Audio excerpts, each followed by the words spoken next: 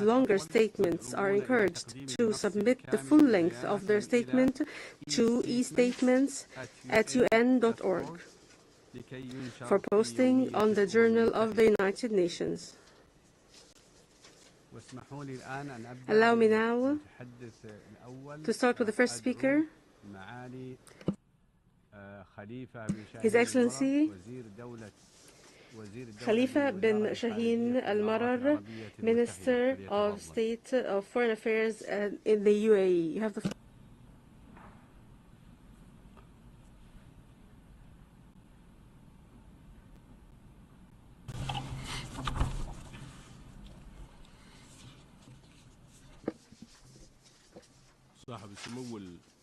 His Royal Highness Prince Faisal bin Farhan Al Saud, Minister of Foreign Affairs of the Kingdom of Saudi Arabia, His Excellency Jean-Noël Barrot, Minister for Europe and Foreign Affairs of the French Republic, His Excellency Antonio Guterres, Secretary General of the United Nations, Excellencies, and dear colleagues.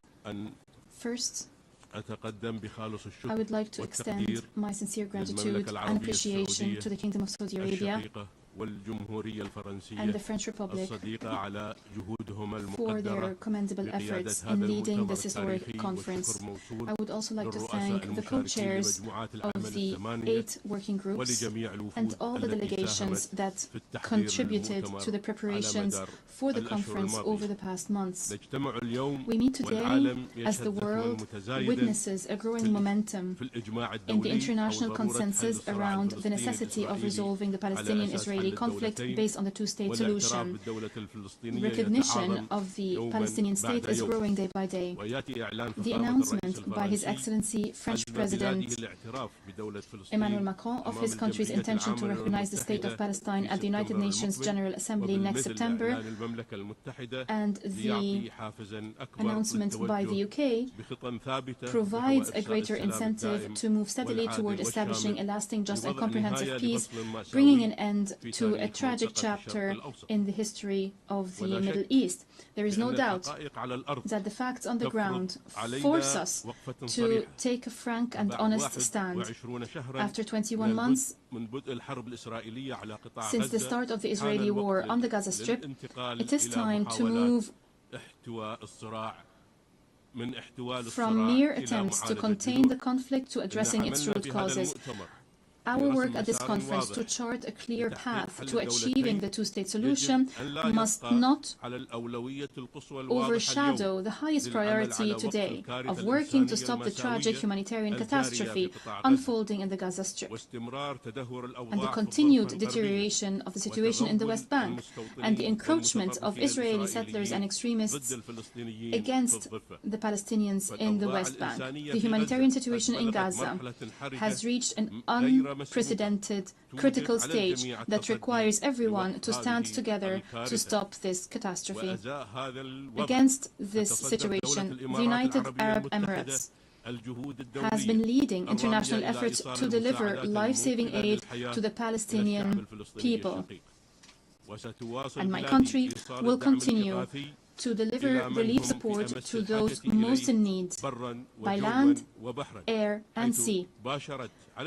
We have indeed begun immediately aerial drops of aid in Gaza in addition to the land and sea aid convoys. While addressing the humanitarian situation, it is imperative to work towards an immediate ceasefire, release the hostages and prisoners, and combine international efforts to stop the war in Gaza, paving the way for a sustainable solution to the Palestinian-Israeli conflict based on the two-state solution. To achieve sustainable peace, we stress the following points.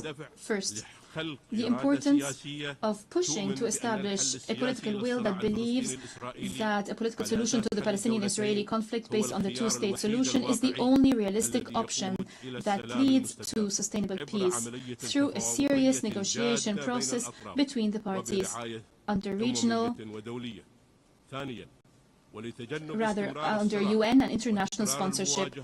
Second, to avoid the continuation of the conflict and the recurrence of confrontations and violence, a political horizon must be created by adopting a clear, binding and irreversible roadmap for the establishment of an independent, sovereign Palestinian state, living in peace and security side by side with the State of Israel. All concerned parties must commit to saving this roadmap. Third, the path to establishing a Palestinian state must include a radical approach to address issues of reform, governance, and security, ensuring the empowerment of a legitimate, competent, and responsible Palestinian national authority capable of controlling the possession of weapons, ensuring security, stability, and the rule of law, and committed to combating extremism and terrorism. Fourth, the political process for achieving sustainable peace must include a regional and international dimension, involving regional and international actors in a concerted effort to combat extremism and terrorism in the region, end the cycle of violence and confrontations, resolve crises, promote stability, build bridges of communication, and achieve development and prosperity for all countries and peoples of the region, including the aspirations and hopes of Palestinians and Israelis. Excellencies, Your Royal Highnesses, every day that passes without a solution deepens the wounds and distances the chances of peace. Today, the path ahead is clear, especially with the steps and commitments expressed by the international community in the 8 working groups emerging from this conference, in many of which my country has participated. All we need now is the political courage to move towards peace as the optimal strategic option. Thank you, Mr. President.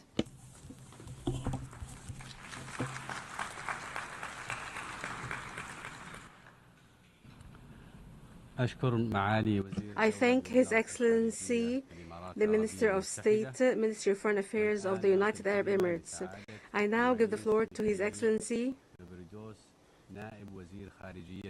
Ioannis Barbados, Deputy Minister for Foreign Affairs of Greece.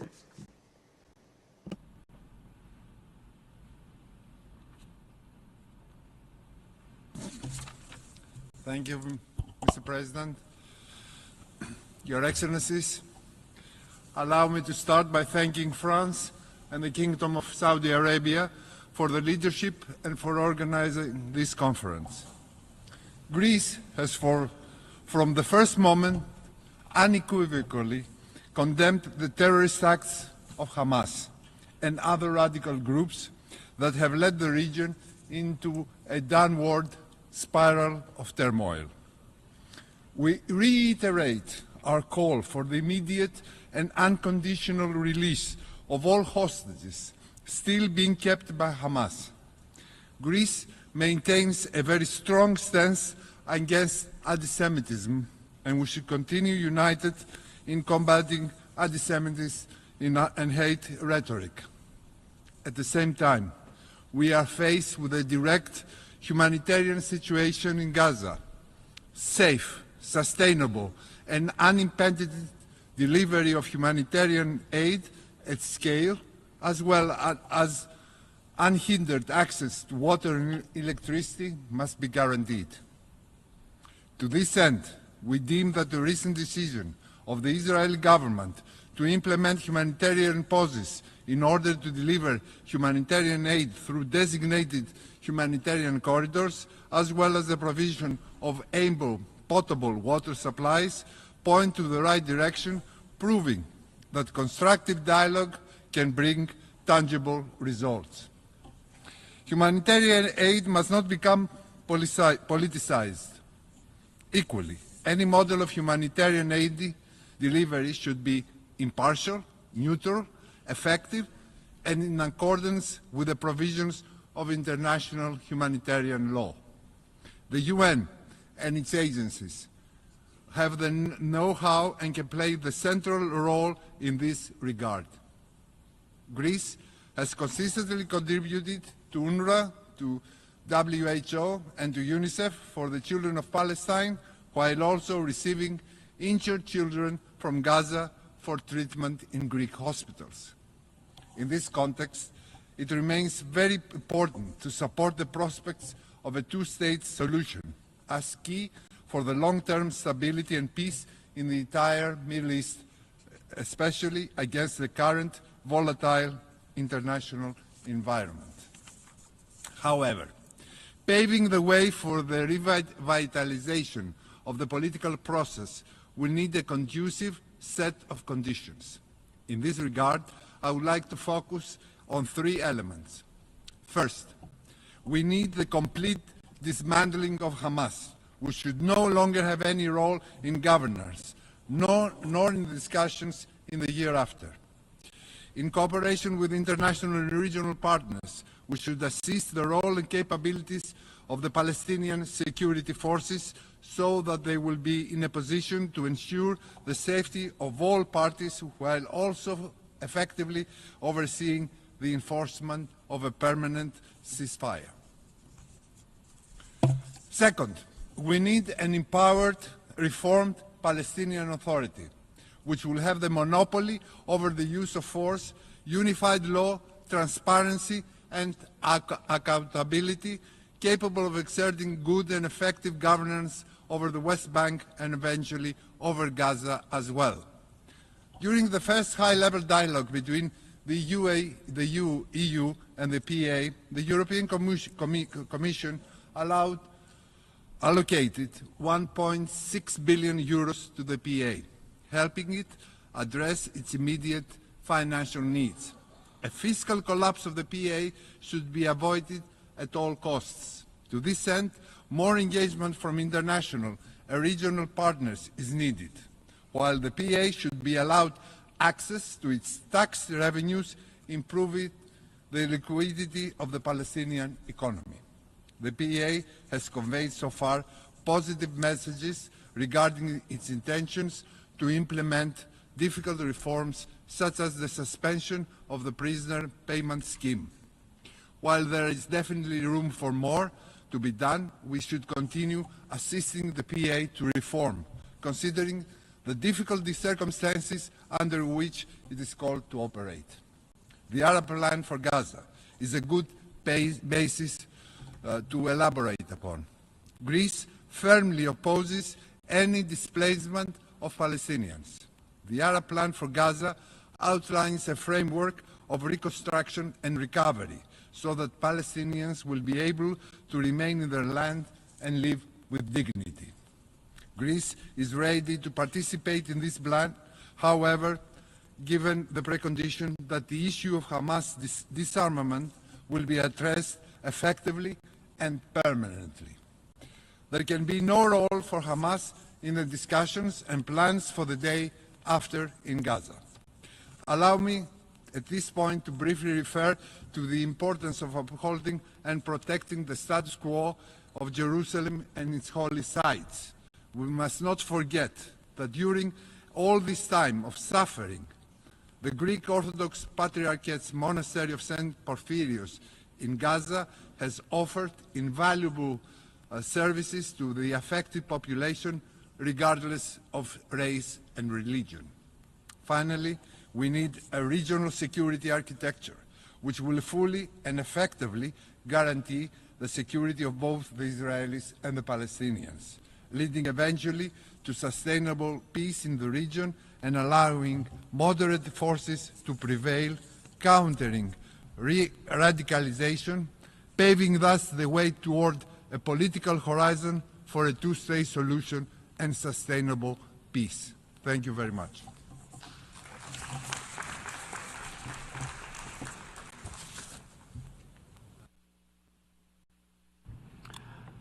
أشكر سعادة نائب وزير خارجية اليونان. Thank the Deputy Foreign Minister of Greece. I now give the floor to His Excellency Joka Salvara, Minister, Permanent State Secretary of Finland.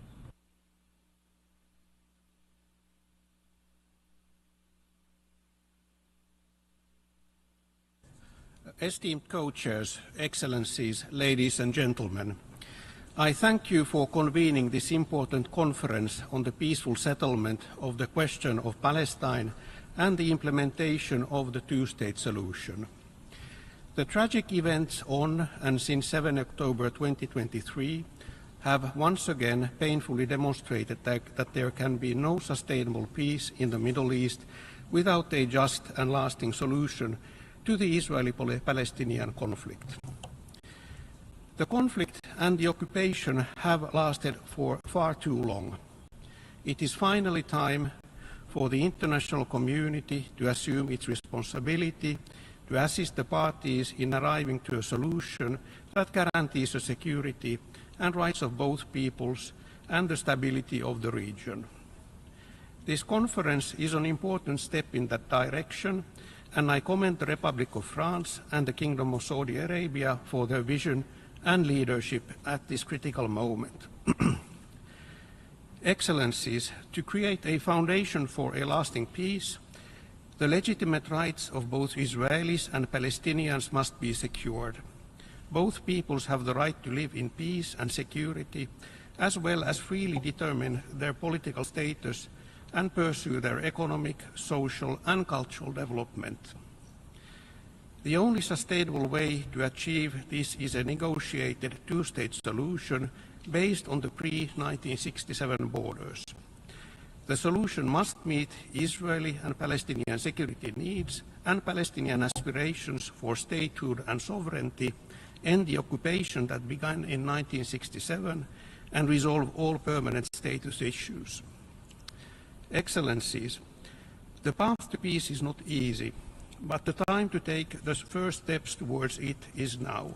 It requires, firstly, an urgent, unconditional and permanent ceasefire in Gaza, and the unconditional release of all hostages taken by Hamas and other groups. The Israeli government must immediately lift restrictions on the flow of aid to meet the needs of the civilian population. These need to happen immediately. The humanitarian situation in Gaza has gone beyond comprehension. The war in Gaza must end now. Secondly, we must further strengthen the Palestinian Authority, which has for decades stood for a peaceful approach to the two-state solution. This requires a clear political horizon for the Palestinians to determine their own affairs in an independent state of Palestine, living side by side in peace and security and mutual recognition with the State of Israel. This also requires ensuring that the Palestinian Authority has the financial means to develop the Palestinian society, including through freeing the clearance revenues that belong to it. We also need a credible process that brings the entire occupied Palestinian territory, Gaza and the West Bank, including East Jerusalem, under a unified Palestinian Authority. Thirdly, no peace can be sustainable and lasting unless Israel's security is fully ensured. Hamas must be disarmed. The process towards a two-state solution must also bring about further recognitions of the State of Israel by countries in the region and beyond. In parallel, it is paramount to refrain from measures that undermine the viability of a two-state solution. Continued settlement construction, the absence of accountability for acts of violence, and restrictions on the Palestinian Authority's ability to function effectively all contribute to mistrust and instability. A lasting peace requires that all parties take meaningful steps to uphold international law and foster conditions conducive to dialogue, cooperation, and mutual security. Excellencies, Finland is firmly committed to the two-state solution. We have been supporting Palestinian state-building efforts both politically and through development cooperation for decades. It is time to take concrete steps towards implementing the two-state solution for the benefit of Palestinians, Israelis, and the entire Middle East region. Finland stands ready to do its part.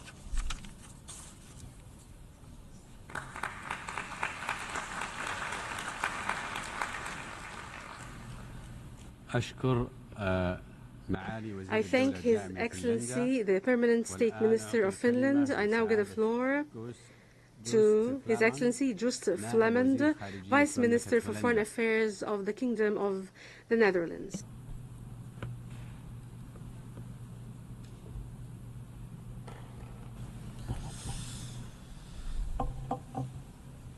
Your Excellencies, an independent, viable Palestinian state alongside a secure Israel. Some may call it a delusion, a myth, or mere democratic theatrics. But for the Netherlands, it remains the core principle guiding all efforts to resolve this deep-rooted conflict in the Middle East.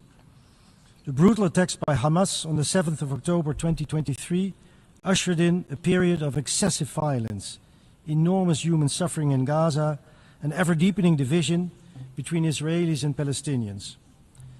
Last year, during a visit to the Netherlands, Palestinian peace activist Hiba Husseini remarked that many have lost hope, yet she hasn't. Ms. Husseini was being honored alongside Israeli Yossi Beilin for her persistent efforts to achieve a lasting solution to the conflict. Ms. Husseini said, "Yossi and I will never give up.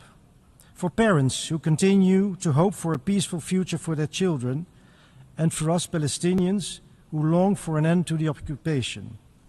And this is precisely why we must persist in our decades-long pursuit of a two-state solution. Efforts to achieve stability and peace are now more essential than ever. At the same time, it is obvious that we're facing huge obstacles. The war and the catastrophic humanitarian situation in Gaza are at the forefront of everybody's minds. To stop the immense suffering, it is crucial that the negotiations for an immediate ceasefire are resumed. The people of Gaza must receive the help they so urgently need: food, medicines, and fuel. The humanitarian blockade of Gaza is a violation of international law and is simply unacceptable. In this light, the recent EU agreement with Israel to ensure that aid is delivered to people across Gaza is crucial. Announcements have been made in recent days regarding access to humanitarian aid. Words must now be converted to action and results. The grave needs in the Gaza Strip can only be countered with large-scale humanitarian assistance by land.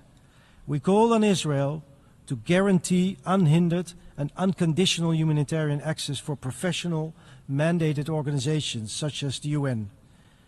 Another major obstacle to solving the conflict is the Israeli settlement policy. These policies include steps and statements that allude to annexation of the Gaza Strip and the West Bank, such as approving additional funding for settlement infrastructure and the decision to proceed with the E1 settlement plan. We strongly urge the Israeli authorities to reverse these policies.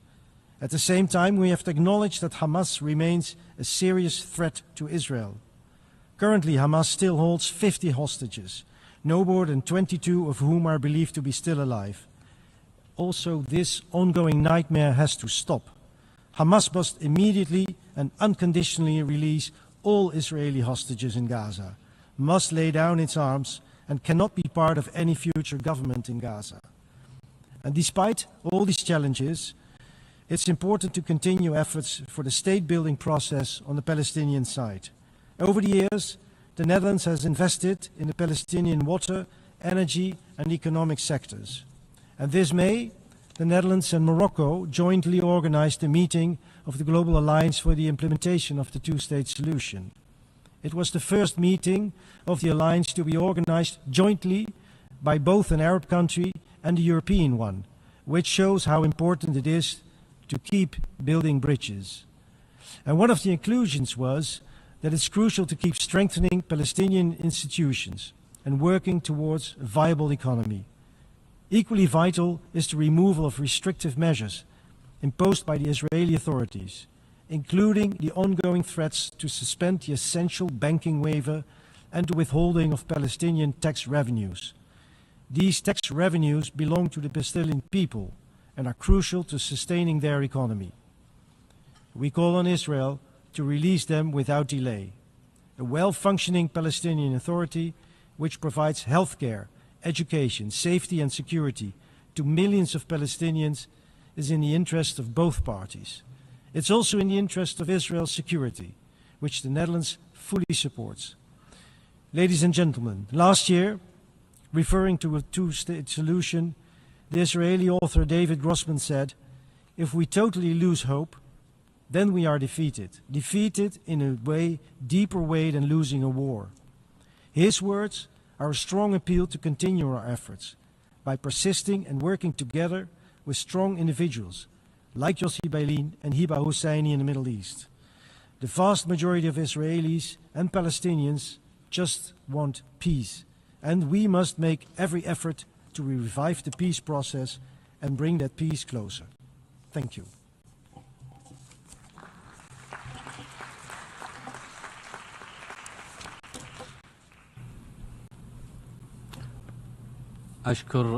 I thank His Excellency, Vice Minister for Foreign Affairs of the Kingdom of Netherlands. I now give the floor to His Excellency Julius Pranevicius, Vice Minister for Foreign Affairs of Lithuania.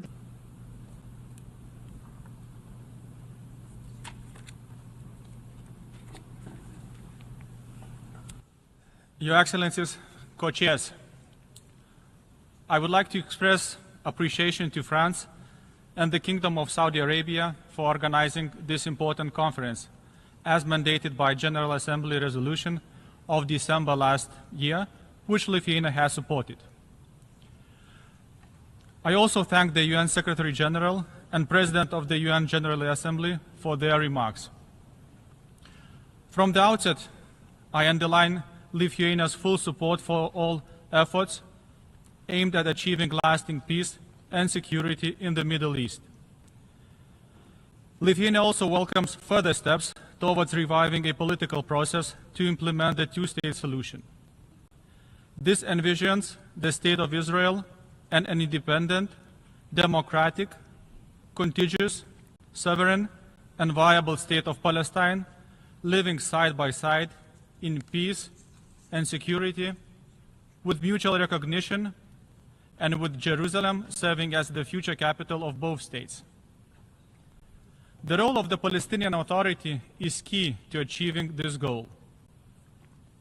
Lithuania is committed to continuing to assist the state-building efforts of the Palestinian Authority through Team Europe initiatives, EU twinning projects, as well as bilateral cooperation. Lithuania has implemented or is implementing 21 national development cooperation projects in Palestine so far, and will continue its support in line with its development cooperation strategy for the Middle East 2022-2025 and beyond. Lithuania looks forward to new partnerships in various fields such as ICT, fintech, women's digital empowerment, environment and recycling, and others. Another key element in implementing the two-state solution is Israel's participation. Lithuania expects that a way can be found to address legitimate Israeli concerns and have them join this initiative in the future. For example, the international community's position regarding Hamas, which poses an existential threat to Israel, could be clearly mentioned in the outcome document of the conference. We call for international consensus that, by resorting to terrorism and hostage-taking, Hamas has become a major obstacle to the two-state solution and cannot be part of the future Palestinian state. Furthermore, we strongly condemn the further escalation in the West Bank, including East Jerusalem, following increased settler violence, the expansion of illegal settlements, and continuing Israeli military operations. At the same time, we strongly condemn the increased terrorist attacks against Israel. Your Excellencies, Lithuania fully shares the grave concerns of the international community regarding the humanitarian and human rights situation in the occupied Palestinian territory. It is unimaginable that in the 21st century, people in Gaza, and particularly children, are facing hunger. They are prevented from accessing medical treatment, schools, and other social infrastructure. This must stop immediately.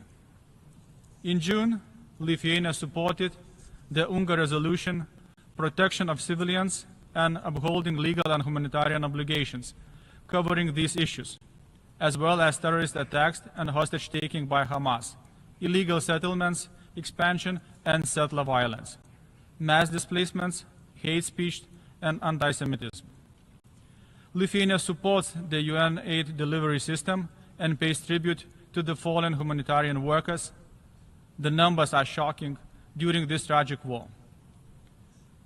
Foremost, it is an obligation of the parties to the conflict to always ensure the safety of humanitarian workers.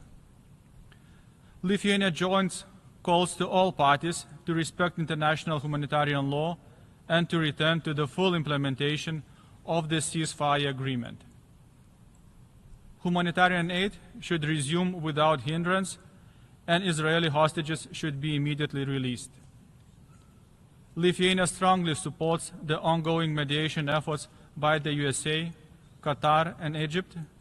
Any decision regarding the future of the Gaza Strip must be based solely on international law. Lithuania welcomes the Arab Recovery and Reconstruction Plan endorsed at the Cairo Summit on 4 March 2025. We will continue providing humanitarian aid to Palestinians through the UN systems. Your Excellencies, I appreciate the hard work done in the working groups and the co-chairs regarding these and other aspects, as well as the input from civil society. Wishing this conference every success, I reiterate Lithuania's constructive support to further efforts in this regard. Thank you.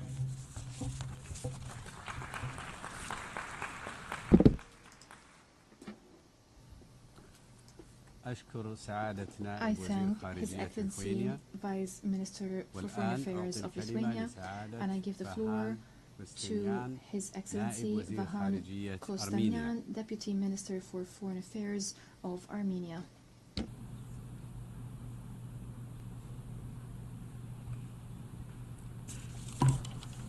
Honorable co-chairs, Excellencies, distinguished delegates, I would like to start by thanking France and Kingdom of Saudi Arabia for initiating this conference on the implementation of the two-state solution in the time what is most needed to pave the way for a lasting peace in the Middle East. Armenia does believe that only two independent neighbor states can guarantee long-lasting stability, security, peace, and prosperity for both Palestinian and also Israeli people, where all enjoy the benefits of peaceful coexistence. With this in mind, being always a supporter of two-state solution, in June 2024, Armenia recognized the state of Palestine, and later, under the auspices of 79th session of UNGA, established diplomatic relations.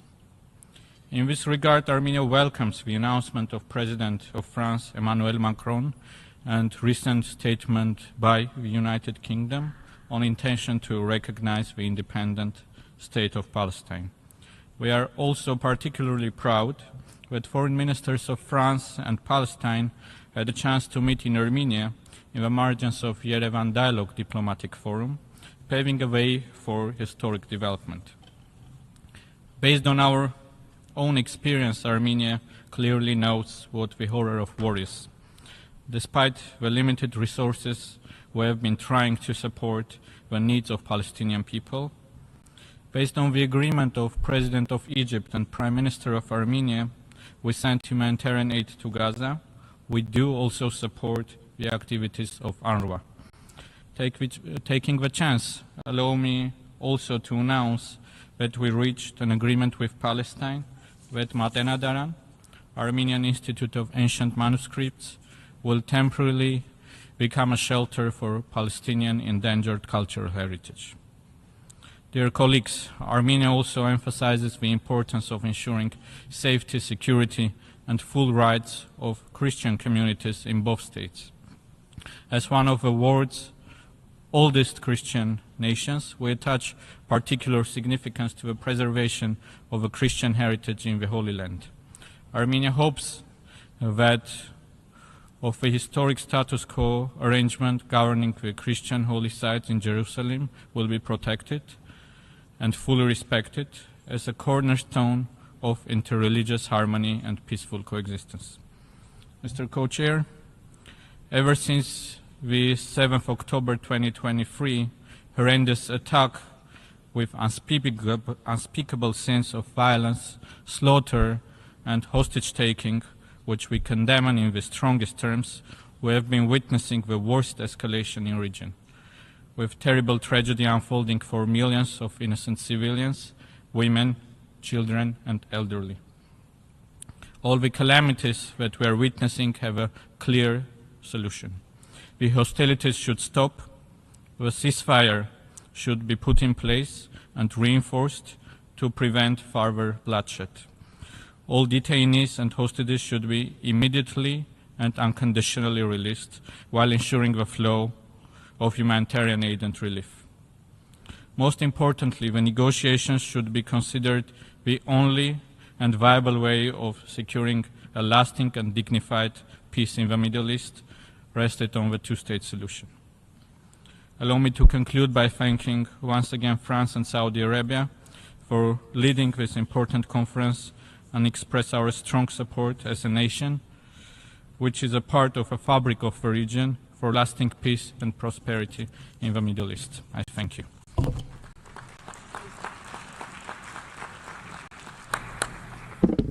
I thank His Excellency Deputy Minister for Foreign Affairs of Armenia, and I give the floor to His Excellency Samir Sharifov, Deputy Minister for Foreign Affairs of Azerbaijan.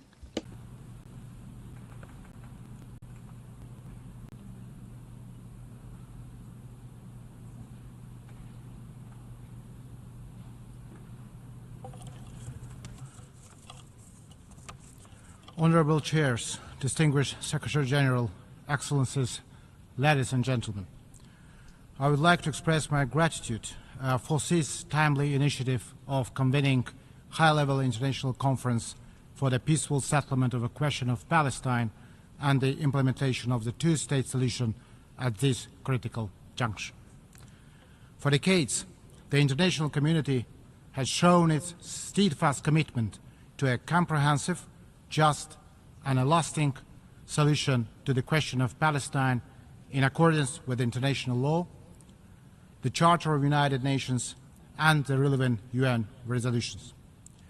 These resolutions serve as a cornerstone of our collective pursuit of a two-state solution, with Israel and Palestine living side by side in peace and security. The ongoing escalation in the Israeli-Palestine conflict zone that continue to claim innocent lives once again highlights an immediate need for a just and lasting solution to this issue based on the principal position. In this context, Azerbaijan reaffirms its unwavering support for the two-state solution to the Israeli-Palestinian conflict, with the East Jerusalem as the capital of the State of Palestine, in accordance with international law and relevant UN resolutions. It's crucial to emphasize that ensuring the inalienable right of the Palestinian people to live in security and dignity within their own state is the only viable path that would bring the long-awaited peace and stability to the region. We have to unite our efforts to urgently de-escalate the situation on the ground.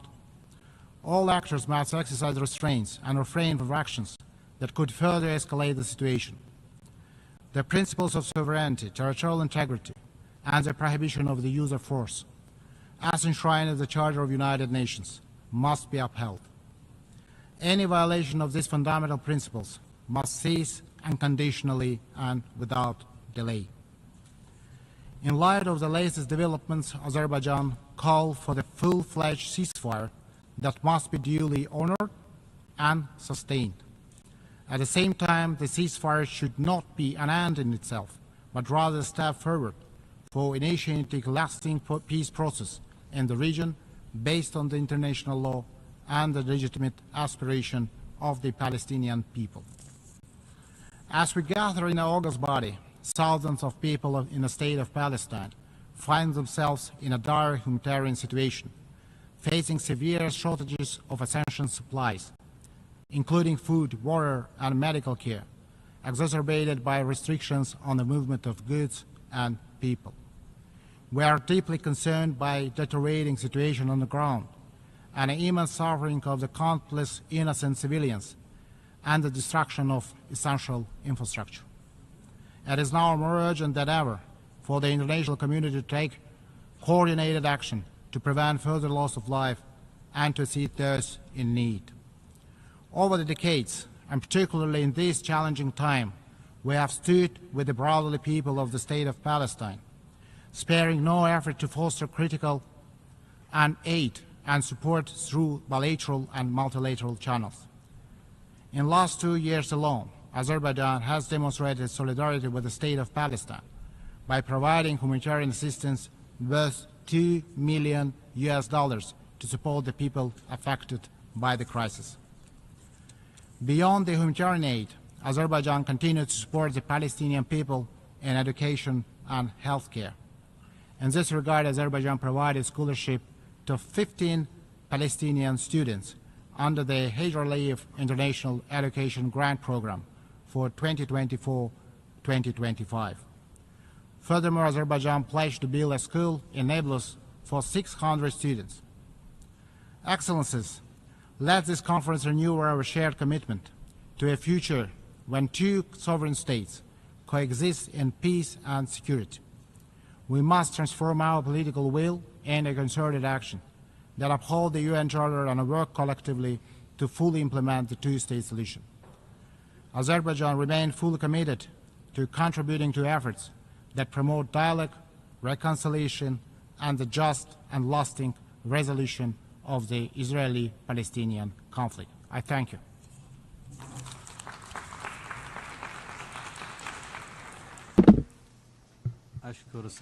I thank His Excellency, Deputy Minister for Foreign Affairs of Azerbaijan.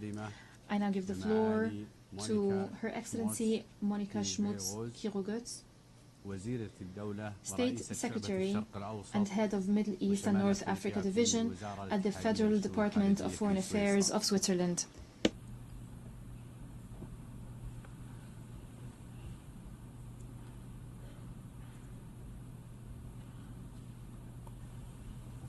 Messieurs les co-présidents, Mesdames et Messieurs les ministres, Excellences, la Suisse remercie la France et l'Arabie Saoudite pour l'organisation de cette conférence et leur engagement en faveur de la paix. Depuis les actes de terreur Since the acts of terror perpetrated by Hamas on October 7, 2023, which we strongly condemned, millions of civilians have been suffering from the intensification of hostilities. Switzerland condemns all violations of international law, including international humanitarian law, committed by all parties. We are horrified by the suffering endured by civilians in Gaza, who are subjected to relentless hostilities and forced displacement. The worst-case scenario, that of famine, is currently unfolding in the Strip. This situation is intolerable and urgent action is needed. Switzerland calls for an immediate and permanent ceasefire, the unconditional and immediate release of all hostages, and for safe, rapid and unimpeded humanitarian access to all civilians in need.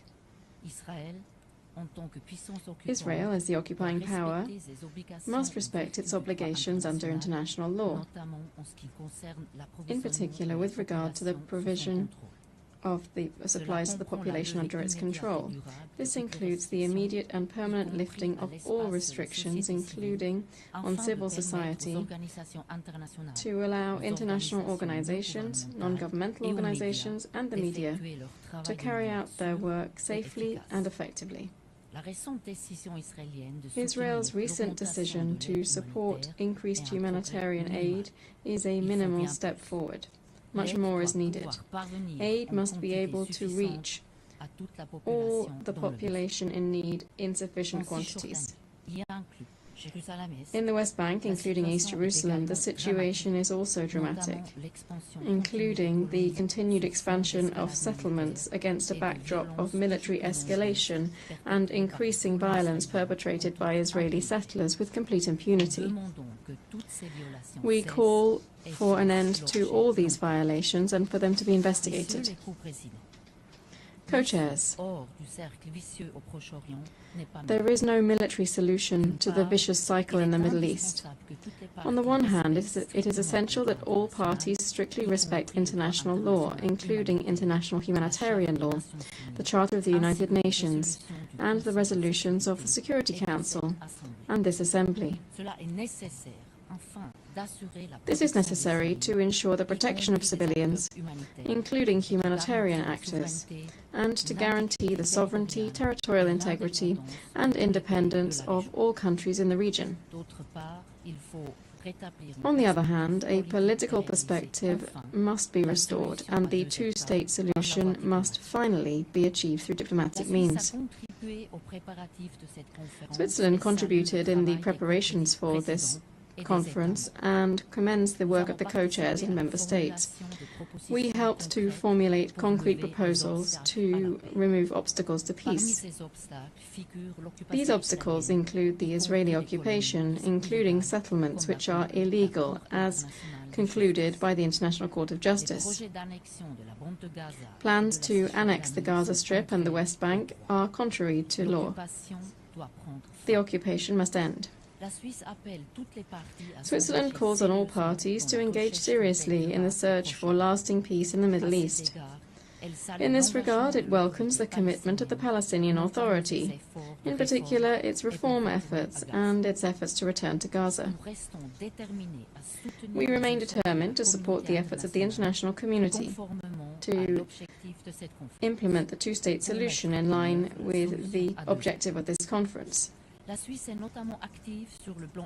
Switzerland is, for instance, active in the humanitarian field and in strengthening the Palestinian Authority's civil services in Gaza, with a view to establishing a unified and sustainable administration. We also find the idea of drawing inspiration from regional approaches, including those developed within the OSCE, interesting. Switzerland will therefore continue to explore this potential with a view to a peaceful solution in the Middle East. Our good offices also remain at the disposal of the parties. Dialogue is essential for the resolution of this conflict. Discussions are needed between Israelis and Palestinians and between Israel and the Arab League for mutual recognition, normalization of relations, as well as cooperation between all states in the region based on the Arab Peace Initiative. For Switzerland, bilateral recognition of Palestine must be part of ensuring a lasting peace based on the two-state solution. It could be considered once concrete steps towards this solution, guaranteeing both Israel's security and the Palestinian people's right to self-determination, begin to be implemented. Switzerland remains convinced. The two-state solution is the only way for Israelis and Palestinians to live side by side in peace, security and dignity, within secure and recognized borders in accordance with international law and internationally agreed parameters. This conference is the first step in our joint and determined commitment to a peaceful, secure and dignified future for the people of the Middle East. Thank you very much.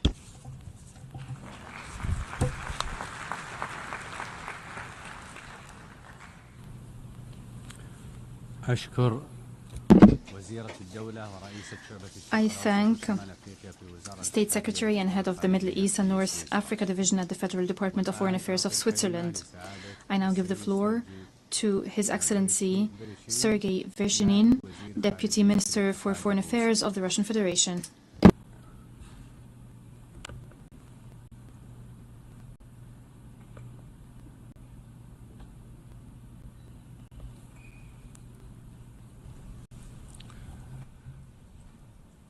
Уважаемые господа сопредседатели, Honorable co-chairs, ladies and gentlemen, в эти дни This week, with a delay of nearly a month and a half, we are holding a high-level international conference in support of the two-state solution to the Palestinian-Israeli conflict.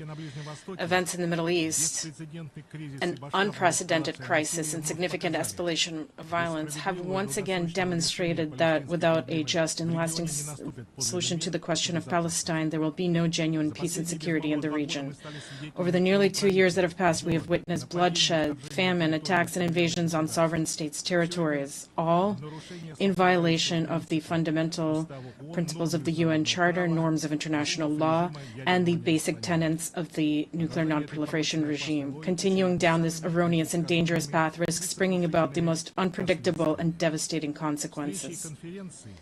Meetings and conferences can be delayed. However, the Palestinians in Gaza, the West Bank, and East Jerusalem can no longer wait. The realization of their legitimate aspirations to their own sovereign state and the guarantee of their fundamental rights to self-determination and return have already been postponed for an unacceptably long 80 years. As is well known, the two-state solution was laid out in the very first relevant UN decision on the matter, Resolution 181 of the UN General Assembly of 1947, which proposed the partition of Palestine into two states, one Jewish and one Arab, with Jerusalem designated as a separate entity under a special international regime. However, of the two states envisioned in that resolution, only one, Israel, was created. The USSR was the first country to recognize Israel both de facto and de jure, establishing diplomatic relations with it almost immediately after its declaration of independence on May 14, 1948. At the same time, Moscow has consistently supported and continues to support the creation of an independent and viable Palestinian state within 1967 borders, with East Jerusalem as its capital, capable of coexisting with Israel in peace and security. The state of Palestine has had an embassy in Moscow since 1990. Russia's recognition of Palestinian statehood, like its recognition by dozens of other states, was not done for applause, but in the interest of the two-state solution, and has genuinely helped preserve it. Russia reaffirmed its support for Palestinian statehood along with 146 other countries during the UN General Assembly vote in May 2024 on granting the Palestinian delegation full member state status in the United Nations. What is taking place today in the occupied Palestinian territory, as has been rightly noted, is beyond vocabulary. We are witnessing a tragic unfolding of mass dehumanization, suffering, immense casualties, and destruction. Russia has repeatedly stated the Hamas attack and taking of hostages, many of which remain captive, deserve unequivocal condemnation and denunciation. However, that attack cannot be used as a pretext for the collective punishment of millions of Palestinians over the course of 21 months, nor should it be used as a reason to provoke a major regional war. The number of Palestinian casualties is shocking, with over 60,000 killed and 42,000 injured. As Russian Foreign Minister Sergei Lavrov emphasized a year ago during the quarterly UN Security Council debate on the Middle East, that number is several times higher than the casualties from 11 years of conflict in southeastern Ukraine. A conflict that, unlike the one in Palestine, Western delegations spare no words nor emotions to describe.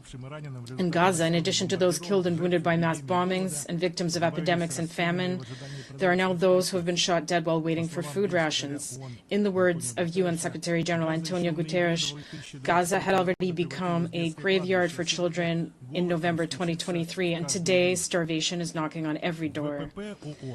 The UN World Food Programme reports that 1 in 3 residents of the enclave is starving. From March 2nd until May 19th, Gaza was under a full blockade, and now people are forced to choose between dying from hunger or waiting in line for paltry rations. In the West Bank, military raids are compounded by settler violence, which continues with impunity. The pace of Israeli settlement and outpost construction and expansion along with the expropriation and destruction of Palestinian property, has long broken every record. Against this backdrop, Israel is announcing plans to annex the West Bank, calling for the resettlement of Gaza, and legislatively affirming its rejection of a Palestinian state. For Palestinians, this will mean one thing: another catastrophe and expulsion. Ladies and gentlemen, we must particularly acknowledge the courage and resilience of humanitarian staff who continue to provide aid to those affected and in need despite all odds. Since the beginning of the current crisis, 483 people have been killed, including 326 UN staff members, many along with their families. We express our condolences to their relatives, loved ones, and colleagues. This is the largest loss the United Nations has suffered since its founding 80 years ago. We must also warn against the harassment of staff members of the UN and its specialized agencies who have been deemed undesirable. This is a direct violation of the UN Charter and member states' obligations under the Convention on Privileges and Immunities. Colleagues, there is only one way out of this bloody impasse: an immediate and comprehensive ceasefire, the unconditional release of hostages and detainees, ensuring safe and unhindered humanitarian access, relaunching the peace process on a universally recognized international legal basis centered around the two-state solution, with Israel and Palestine living side by side in peace and security.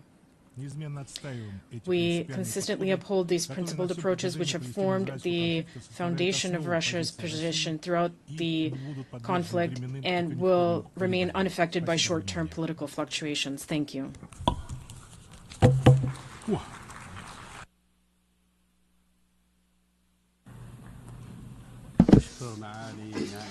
I thank His Excellency Deputy Minister for Foreign Affairs of the Russian Federation.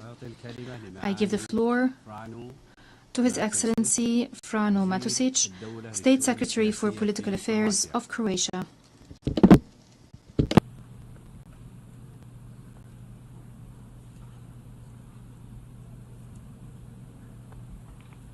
Thank you, honorable co-chairs, esteemed colleagues. Our sincere thanks to the organizers of this important conference. Dear colleagues, the fact that we have gathered here today sends a strong and hopeful signal. There is political will and goodwill in the international community to move towards a long-term, viable solution for a just, lasting and sustainable peace in the context of Israeli and Palestinian relations and two-state solution. The extreme suffering of so many people, civilians, especially children, and the ever more alarming humanitarian situation in Gaza demands our urgent action. Croatia will continue to provide all the necessary humanitarian aid bilaterally and through international organizations, protecting the most vulnerable population in Gaza, especially children and women. So far, we have supported the civilians of Gaza with 3 million euros of humanitarian aid and with the donation of 400 tons of flour, and will continue on that good path. In this regard, Croatia is ready to offer psychological rehabilitation to children from Gaza by hosting them in Croatia and ensure safe environment, since the war deprived them of their rights to play, study and be children. On political ground, we support the engagement of the United States of America together with Egypt and Qatar in reaching for a ceasefire as a decisive step. No matter how difficult it might seem to reach it, the work toward the ceasefire needs to continue, and no effort should be spared. The fact that we have gathered at the UN headquarters confirms our collective resolve to support a viable solution to the conflict that has been in the world media headlines for years, even decades. The solution must guarantee peace, security and dignity for both Israelis and Palestinians, and their mutual recognition, which would stabilize the wider region and, in a certain extent, the world. The time has come, as we heard in the intervention yesterday and today, to move beyond declarations of support for a two-state solution and launch an agenda of actions that will lead to establishing a dialogue between the two sides. We condemn every single civilian casualty and every single hostage taken. The unconditional and immediate release of all hostages remains the highest priority. Hamas should not have a role in the future of Gaza, and it should be disarmed. The future success of these initiatives, dear ministers and colleagues, will depend on each and every one of us and our dedication to engaging on both the regional and international level. Our commitment to assisting in mediation, supporting reforms, institution building and strengthening of Palestinian authorities, as well as providing the necessary political and economic backing for peace to take root, is very much needed. The process must be grounded in international law, including the UN Charter and the relevant UN resolutions, and guided by universal values. These are not optional ideals, but foundational principles. Dear co-chairs, colleagues, dialogue is not a sign of weakness, but the essence of statesmanship. All lasting solutions need political will, matched with a forward-looking vision and readiness for compromise. The people of the region have endured generations of loss. They deserve a future of peace and coexistence, not in theory, but in practice. We have gathered here to commit to turning these shared aspirations into meaningful progress. The alternative, continued division, despair, and destruction, no one can afford. I thank you.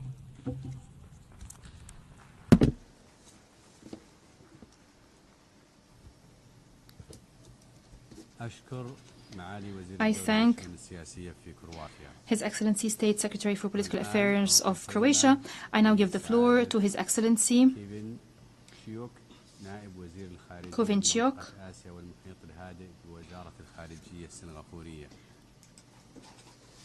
Deputy Secretary for Asia and the Pacific from Singapore.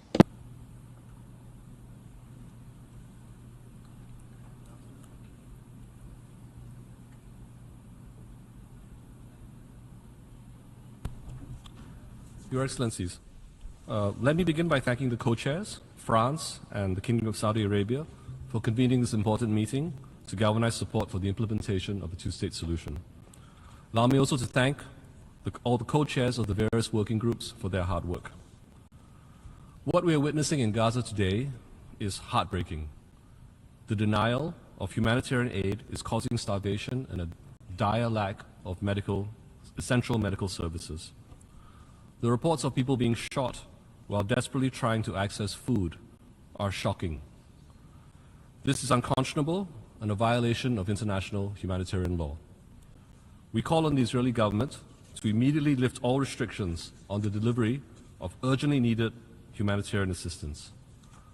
The UN and humanitarian NGOs must be allowed to resume their humanitarian mission unimpeded. We must do all we can to prevent a further loss of life on both sides. In this regard, Singapore reiterates its call for an immediate ceasefire. We also call on Hamas to release all the remaining hostages immediately and unconditionally. Singapore remains committed to help alleviate the humanitarian suffering in Gaza. To date, we have contributed over $17 million in monetary and in-kind assistance. We have worked with our regional partners, as well as organizations like UNICEF and UNRWA, to do what we can to help. Looking ahead, we are considering the deployment of a medical team to the region to help treat patients from Gaza. In the longer term, we are prepared to contribute to the reconstruction of Gaza once a permanent ceasefire agreement is reached. In this context, we support the Arab Reconstruction Plan and its vision for reconstruction in Gaza as proposed by Egypt. Singapore also remains committed to supporting the Palestinian Authority's capacity building efforts through our $7 million enhanced technical assistance package. As part of this effort, we have increased the number of scholarships for Palestinians to study in Singapore universities. We will also launch 2 new initiatives next year. First, we will collaborate with Japan to train Palestinian civil police officers in community policing. Second, we will launch a new Young Leaders program to share our experiences in administration and governance, public administration and governance. We hope that these efforts will help prepare Palestinians for their eventual statehood. Excellencies, Singapore has consistently supported the right of Palestinians to their own homeland based on a negotiated two-state solution, consistent with the relevant UNSC resolutions. We firmly believe that this is the only viable pathway to achieving a comprehensive, just, and durable solution to this long-standing conflict. To this end, we are prepared, in principle, to recognize the state of Palestine. The key consideration is that such a move should help progress towards peace and a negotiated two-state solution. There must be an effective Palestinian government in place that also categorically renounces terrorism and accepts Israel's right to exist. We therefore welcome Palestinian President Mahmoud Abbas's letter dated 9th June 2025, which reiterated inter alia the Palestinian Authority's continued rejection of violence and terrorism, its long-standing recognition of Israel's right to exist, and its commitment to the implementation of its reform agenda. We hope that these commitments can be implemented fully. Finally, we urge the Israelis and Palestinians to return to the negotiating table and make necessary, albeit difficult, concessions. To continue on the current trajectory will only make the goal of peace even more difficult to achieve and result in an endless cycle of violence and mutual hatred. Both sides must have the courage to break this vicious cycle. Thank you very much.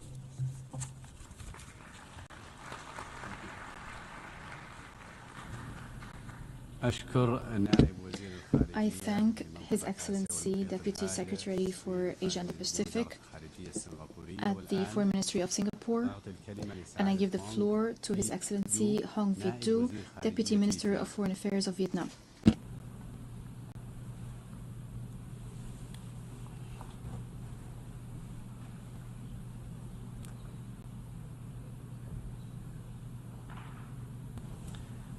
Distinguished co-chairs, Excellencies, the Palestinian question remains one of the most enduring and urgent challenges on the international agenda. For over 7 decades, it has been a measure of our collective conscience and a test of the credibility of the international rules-based order. Despite sustained diplomatic efforts, despite rulings of the International Court of Justice, and despite many UN resolutions, the two-state solution has yet to be realized, and today seems even further from reach. Vietnam therefore welcomes and thanks the co-chairs France and Saudi Arabia for convening this high-level conference. Yesterday, Minister Jean-Noël Barrot of France said in his opening remarks something that I cannot agree more with. He said, quote, "Because there is nothing more precious to man than the dignity of standing free and upright on the land in which his roots are embedded, because depriving him of this right inevitably leads to resentment, violence, and war," unquote. Vietnam knows this as a matter of fact. We know this from our own history, a history of struggles against colonialism, foreign aggression and occupation, a history of struggles to defend our national sovereignty and territorial integrity, and struggles for our right to self-determination, independence, freedom, and reunification.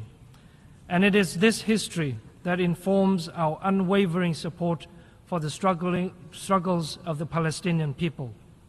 Vietnam was among the first countries to recognize the state of Palestine more than 37 years ago. We support the two-state solution based on the pre-1967 borders and international law, ensuring a sovereign, viable state of Palestine coexisting in peace and security with Israel. We believe there is no other alternative, and we consistently support Palestine's full membership in the United Nations. Co-chairs, the ongoing war in Gaza and its broader regional implication may make the prospect of a two-state solution seem hopeless. But here again, our history, the history of Vietnam's relations with France, with the United States, may give us some hope. From bloody wars and bitter enemies, we have together built comprehensive strategic partnerships and fostered friendships that connect our peoples and our countries.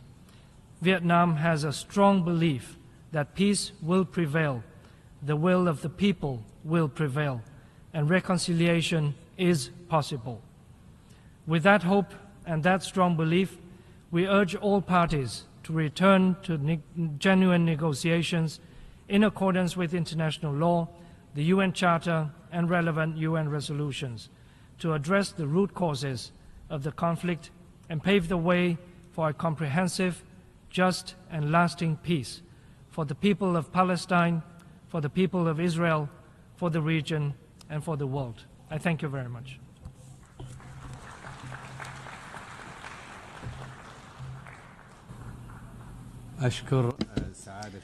I thank His Excellency Deputy Minister of Foreign Affairs of Vietnam.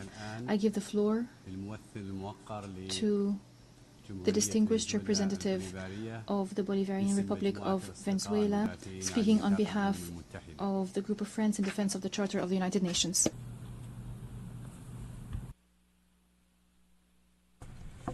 Señores copresidentes, Co-chairs, the Bolivarian Republic of Venezuela regrets that it has not been able to participate at ministerial level at this important meeting due to the host country's refusal to issue visas to our delegation.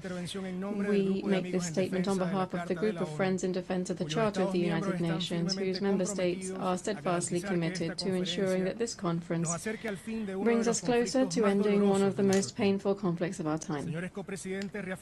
Co-chairs, we reaffirm our full support for the just cause of Palestine, as well as our unwavering solidarity with the Palestinian people in their ongoing struggle to realize their inalienable right to self-determination and freedom, including independence in their sovereign and viable state of Palestine, based on the pre-1967 borders, and with East Jerusalem as their capital in accordance with relevant United Nations resolutions and on the basis of the two-state solution.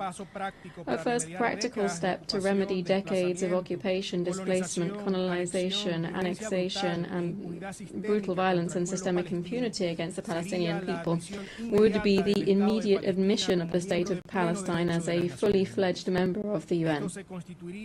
This would, in turn, constitute a concrete affirmation of the Palestinian people's inalienable right to self-determination. Co-chairs, the very essence of this conference, rooted in the political and moral authority of the General Assembly, is a timely and necessary manifestation of multilateralism in action. It reflects our common responsibility to achieve peace through the pursuit of a just, comprehensive and lasting peace to the question of Palestine in all of its aspects, including the situation of Palestinian refugees and the realization of their right to return.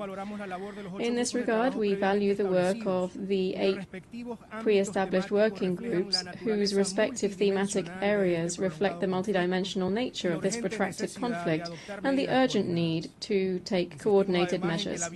We further insist that the socio-economic viability of a future Palestinian state, as well as the provision of humanitarian assistance and sustained reconstruction, must be fundamental priorities for post-conflict recovery.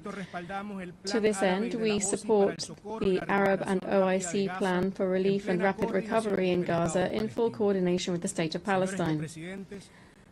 Co-chairs, allow us now very specifically to highlight 4 general principles that should guide our collective vision to resolving a matter that remains a profound stain on the conscience of the international community and the very credibility of the international system. 1. Peace through justice and not through force. There can be no sustainable peace without justice. This requires full respect for and implementation of international law, as well as an end to impunity. Accountability is crucial for deterrence, reconciliation, and lasting peace. Second, Palestinian sovereignty and the right to self-determination.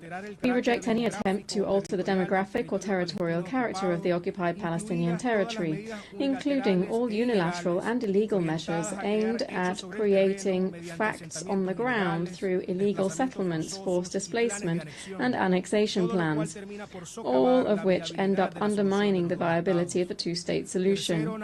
3. Narratives of peace, dignity, and coexistence. It is urgent to take educational and diplomatic steps that reject exclusion, discrimination, inequality, intolerance, and supremacy of any kind. These are measures that promote tolerance, understanding, and respect, particularly among younger generations, on the basis of full respect for human rights and human dignity. 4. International responsibility and action. Here, the Security Council must act in a concerted manner to fully exercise its responsibilities, not only to address the current crisis, but also, once and for all, to resolve this conflict. We call on the United States to end its complicity with Israel through the protection that it affords via the recurrent use of the veto. Inaction, paralysis, or the selective application of Security Council resolutions on the question of Palestine only serve to fuel impunity. Co-chairs, bearing all of the aforementioned in mind, we stress the urgent importance of achieving an immediate, unconditional, permanent and fully respected ceasefire, as well as the need to adopt urgent measures to halt the supply or transfer of weapons, ammunition and related equipment to Israel in all cases where there are reasonable grounds to suspect that they may be used in the OPT. This, it's important to stress, is of utmost importance to create the necessary conditions on the ground to facilitate the work of humanitarian actors in delivering rapid and unhindered support and assistance to Palestinian civilians that are most in need in a coherent, safe and scalable way. We also take this opportunity once again to call for the release of all hostages and detainees, including the thousands of Palestinians who have been held for years in Israeli prisons and detention centers. Co-chairs, we reiterate that the implementation of the two-state solution is not merely a political objective or a diplomatic aspiration. Rather, it is a legal and moral imperative, fundamental to preserving peace, dignity and justice for all peoples in the region. It is testament to our collective determination to uphold the international order rooted in the principles enshrined in the founding charter of our organization, and to reaffirm the fundamental promise of the United Nations.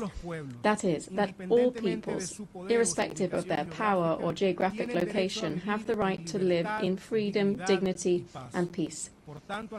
Therefore, we call on all parties to engage constructively in this historic gathering and to translate the proposals and outcomes of this conference into tangible progress on the ground, so as to finally achieve justice and peace. Let us act decisively, guided by the principles enshrined in the UN Charter and by our collective political, legal and moral obligations on the question of Palestine. Let us act to bring an end to impunity, to restore hope and to preserve a political horizon and realize the long-postponed promise of a just peace for the Palestinian people and for the entire Middle East region. Thank you very much, co-chairs.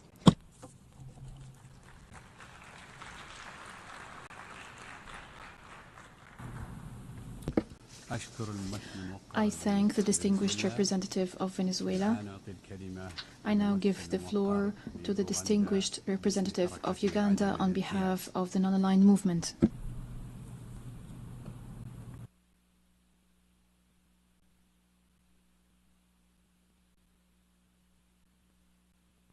Co-chairs, Excellencies, I'm honored to deliver this statement on behalf of the 121 member states of the Non-Aligned Movement NAM at this important high-level conference on Palestine and the two-state solution.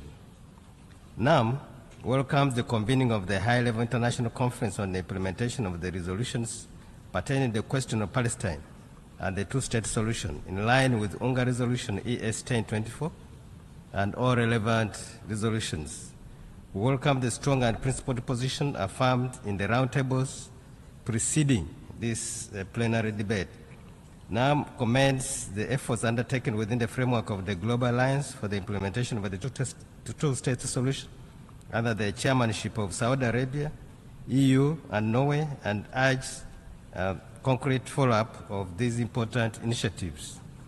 NAM reaffirms its long-standing, common, and principled position on the question of Palestine and is deeply concerned about the implications of the conflict in Gaza to the region and the continuation of this illegal occupation. There has been no reprieve to the grave situation in Gaza, and the conflict has intensified, worsening the catastrophic humanitarian situation not only in Gaza but also in the rest of the occupied Palestinian territory, including East Jerusalem. The members of the United Nations conferred on the Security Council the primary responsibility for the maintenance of international peace and security in accordance with Articles 12 and 24 of the Charter. The Security Council must uphold its mandate to maintain international peace and security and must act in consonance without making the question of Palestine an exception to international law and to the authority of the Security Council. Therefore, NAM calls on the Security Council to justly resolve the Palestinian question and bring an end to this protracted conflict and tragic injustice. The just and peaceful resolution to the question of Palestine is central for establishing durable peace and stability in the Middle East and is a matter of grave concern for the maintenance of international peace and security. The non-aligned movement reiterates the demand for an immediate and permanent ceasefire in Gaza and expresses support for all the ongoing diplomatic efforts, especially by Egypt and Qatar, to reach an agreement for an immediate and permanent ceasefire. NAM condemns negative efforts by Israel that undermine peace and security in the Middle East and accordingly calls for the cessation of military campaign in Gaza, the release and exchange of hostages and the Palestinian detainees detained in Israeli prisons, the return of Palestinian civilians to their homes and neighborhoods in all areas of Gaza, and the safe and effective distribution of sufficient humanitarian assistance throughout the Gaza Strip to all Palestinian refugees, civilians who need it, including medical needs. NAM rejects any attempts to use humanitarian assistance, particularly food, as a weapon of warfare. In this context, the non-aligned movement expresses support to the Arab Islamic Plan for early recovery, reconstruction and development of Gaza, which was presented by the Arab Republic of Egypt in full coordination with the State of Palestine and endorsed by both the Arab League and the Organization of Islamic Cooperation. Now member states express concern at reports of forced displacement of the Palestinian population in Gaza, as it represents a clear disregard for the Palestinian people's inalienable right to their homeland and self-determination. An attempt by occupying power to alter the legal, physical, and demographic status of Palestinian territories is illegal and inconsistent with international law.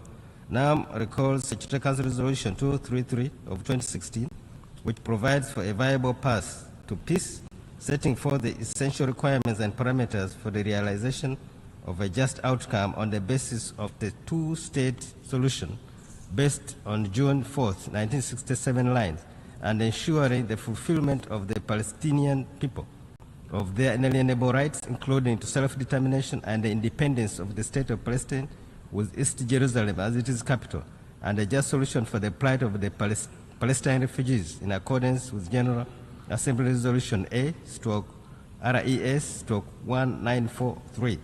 NAM strongly calls for full respect for and the implementation of provision of Resolution 2334 of 2016 and all other relevant resolutions regarding the complete cessation of all Israeli settlement activities and the status of the occupied East Jerusalem.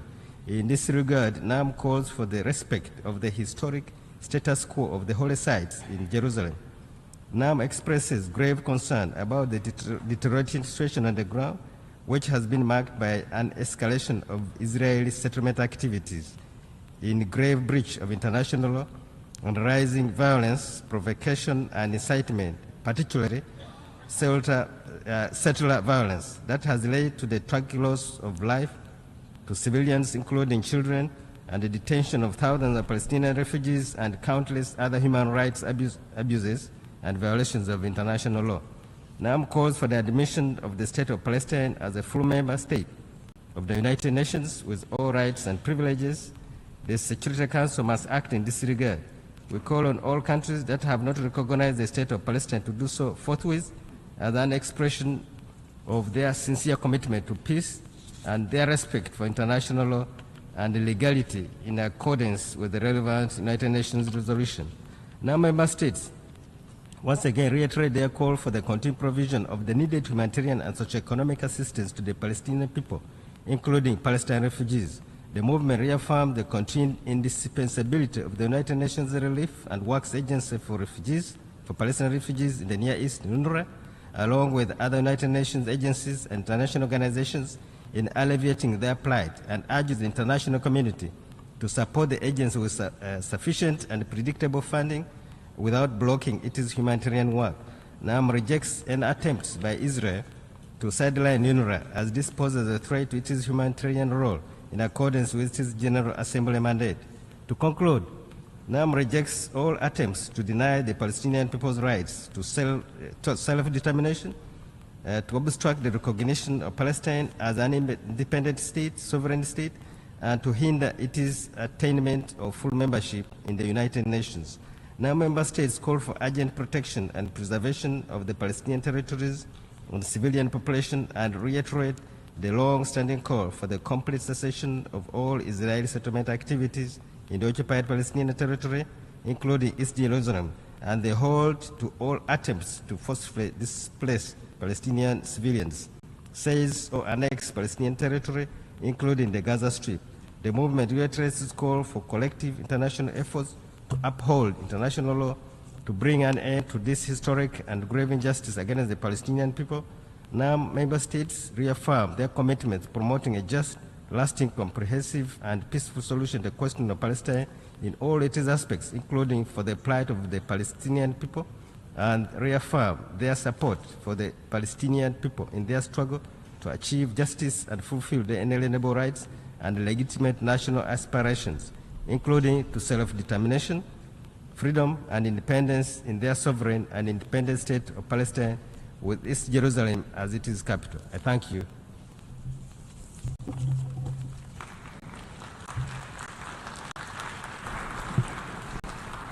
I thank the distinguished representative of Uganda on behalf of the non-aligned movement, and now give the floor to the distinguished representative of Barbados on behalf of the Caribbean community.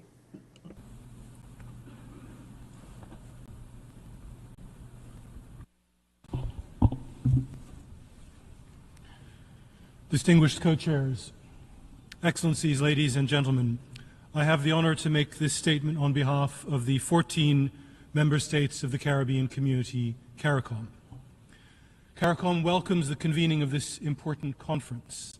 We express our appreciation to the governments of France and Saudi Arabia for their leadership in this regard. We also commend the work of the co-chairs of the working groups. Excellencies, at their meeting only 2 weeks ago, CARICOM heads of government discussed the situation in the Middle East in general and the tragic events taking place in Gaza in particular.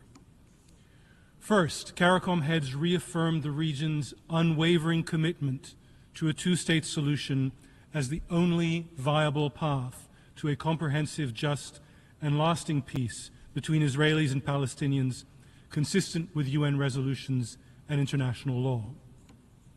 They lamented the belligerent and continued disregard for these resolutions, urging the international community to redouble efforts for strict adherence and enforcement.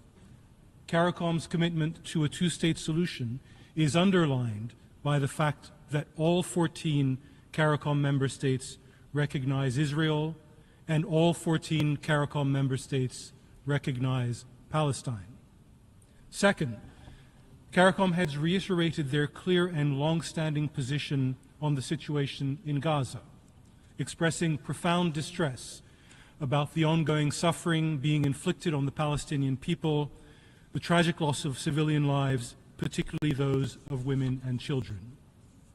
CARICOM heads also reiterated their unequivocal condemnation of all violence against civilians, including the abhorrent attacks of 7th October 2023 and the hostage-taking. Equally, they condemned the relentless and disproportionate military operations, including indiscriminate bombardment and direct attacks on aid-seeking civilians, as flagrant violations of international humanitarian law. They also condemned the systematic undermining of peace by illegal settlement and the unacceptable dismantling of humanitarian mechanisms which have created a crisis of unparalleled proportions. Third, CARICOM heads also reiterated their call for an immediate, unconditional, and sustained ceasefire and unimpeded humanitarian access, noting that these calls have repeatedly gone unheeded. CARICOM further demands an end to the forced displacement of Palestinians and protection of civilians in accordance with international humanitarian law, underscoring the imperative of accountability for all violations, with perpetrators brought to justice. Fourth and finally, Co-Chairs, Excellencies, all 14 countries of the Caribbean community stand ready to support all constructive initiatives for a lasting peace that meets the legitimate aspirations for security, dignity, and stability of all Israelis, of all Palestinians, and of all peoples in the wider Middle East. I thank you.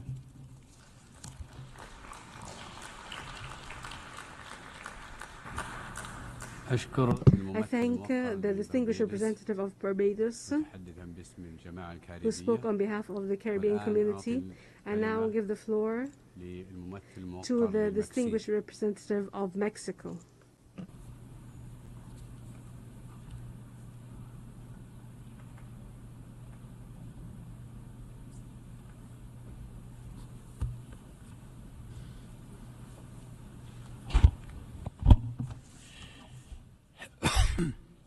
Señores copresidentes, Co-chairs, distinguished colleagues, Mexico welcomes the holding of this conference under the leadership of France and Saudi Arabia.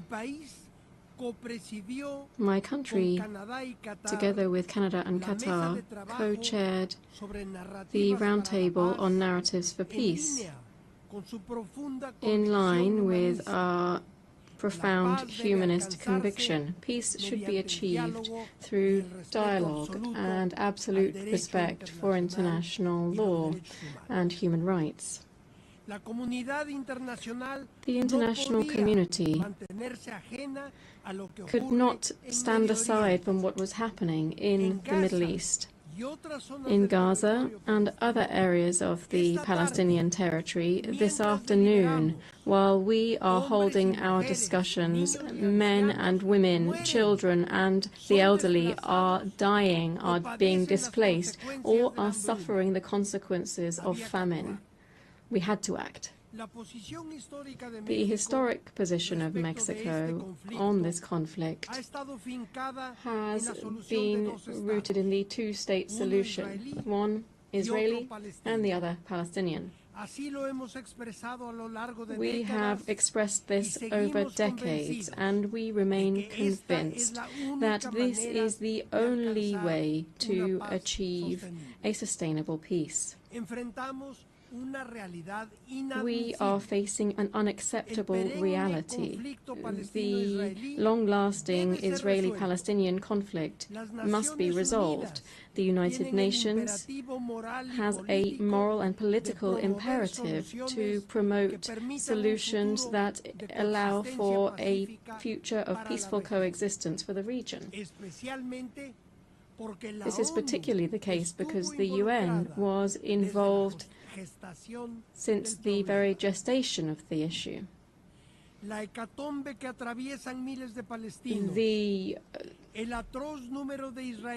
suffering being suffered by the Palestinians, the atrocious number of Israelis that are murdered, and the suffering that's been faced by innocent civilians, as well as the forced displacement, are all unacceptable for local populations and for the international community. We cannot dehumanize the figures of victims, nor can we stand indifferent to them. We have condemned the atrocious attacks by Hamas of the 7th of October 2023. But no crime justifies the commission of another crime.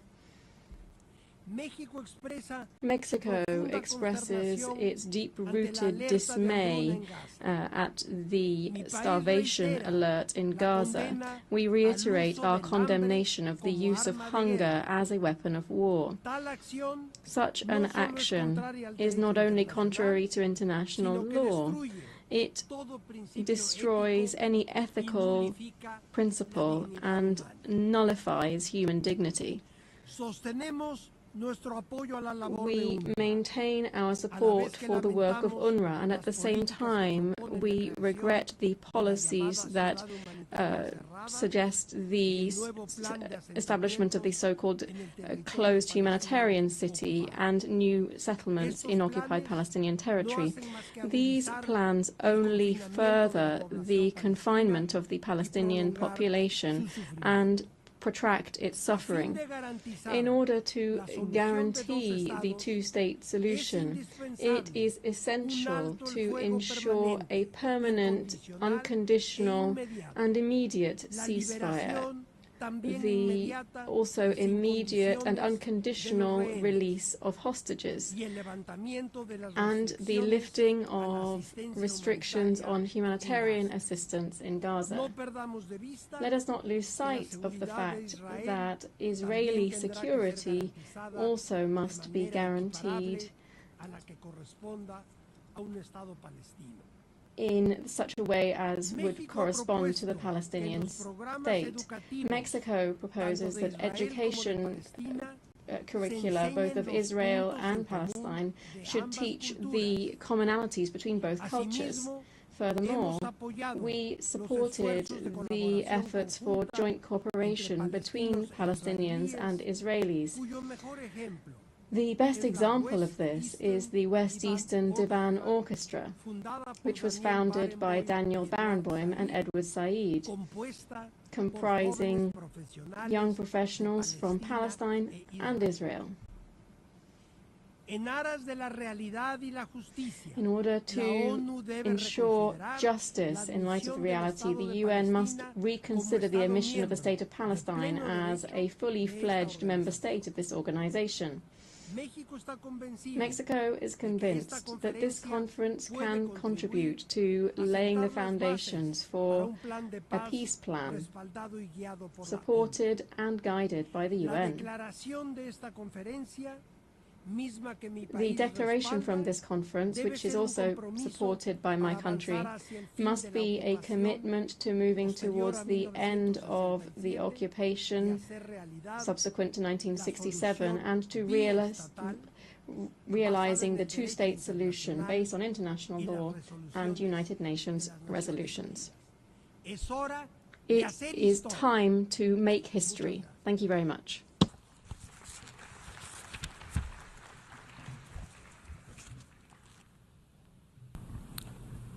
I thank the distinguished representative of Mexico. I now give the floor to the distinguished representative of Belgium.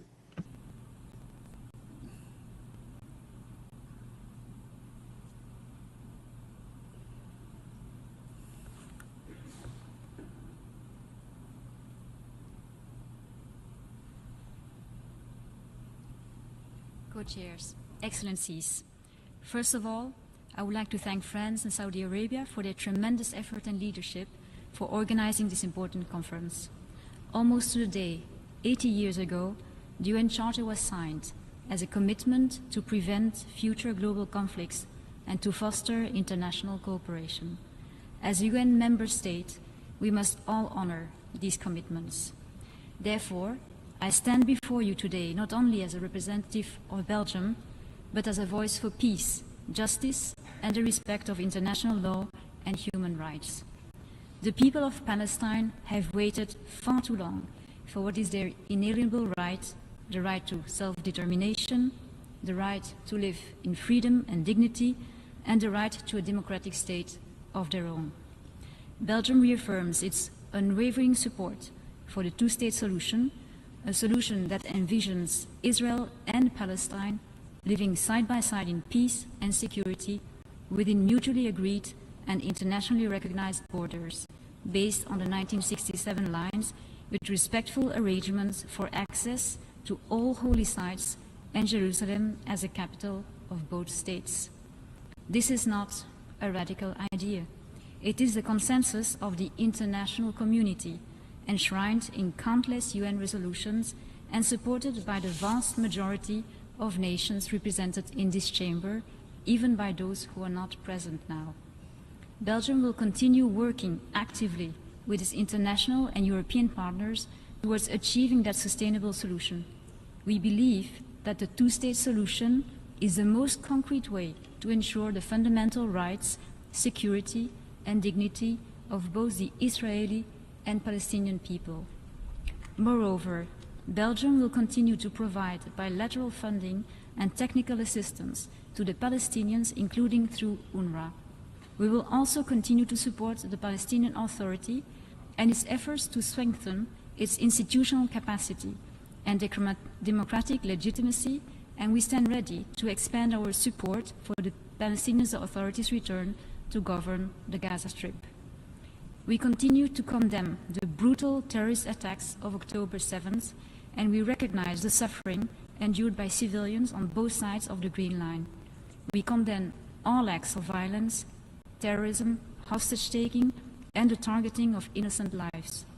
We also acknowledge that the disrespect for international law, that occupation, displacement, the expansion of settlements, and the current blockade on Gaza are not conditions for peace.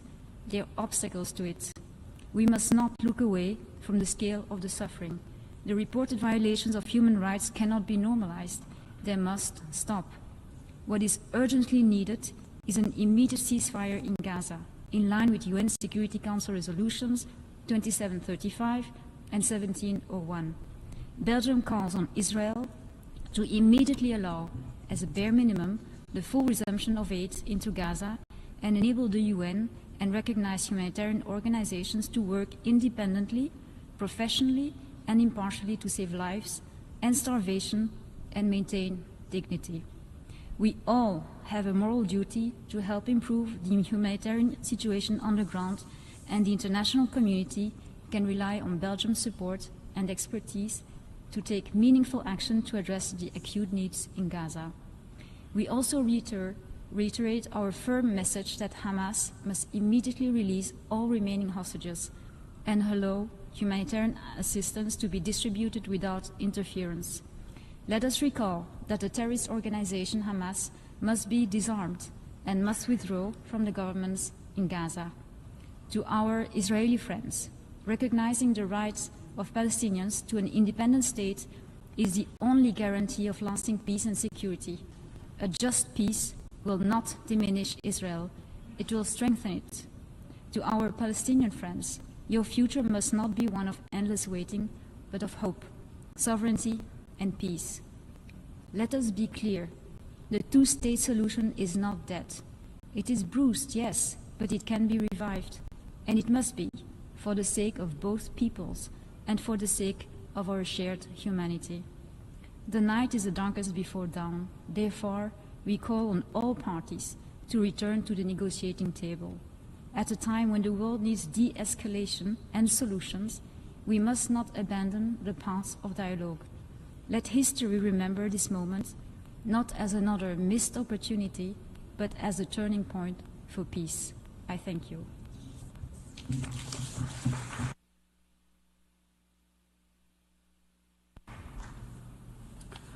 I thank the distinguished representative of Belgium. I now give the floor to the distinguished representative of Nicaragua.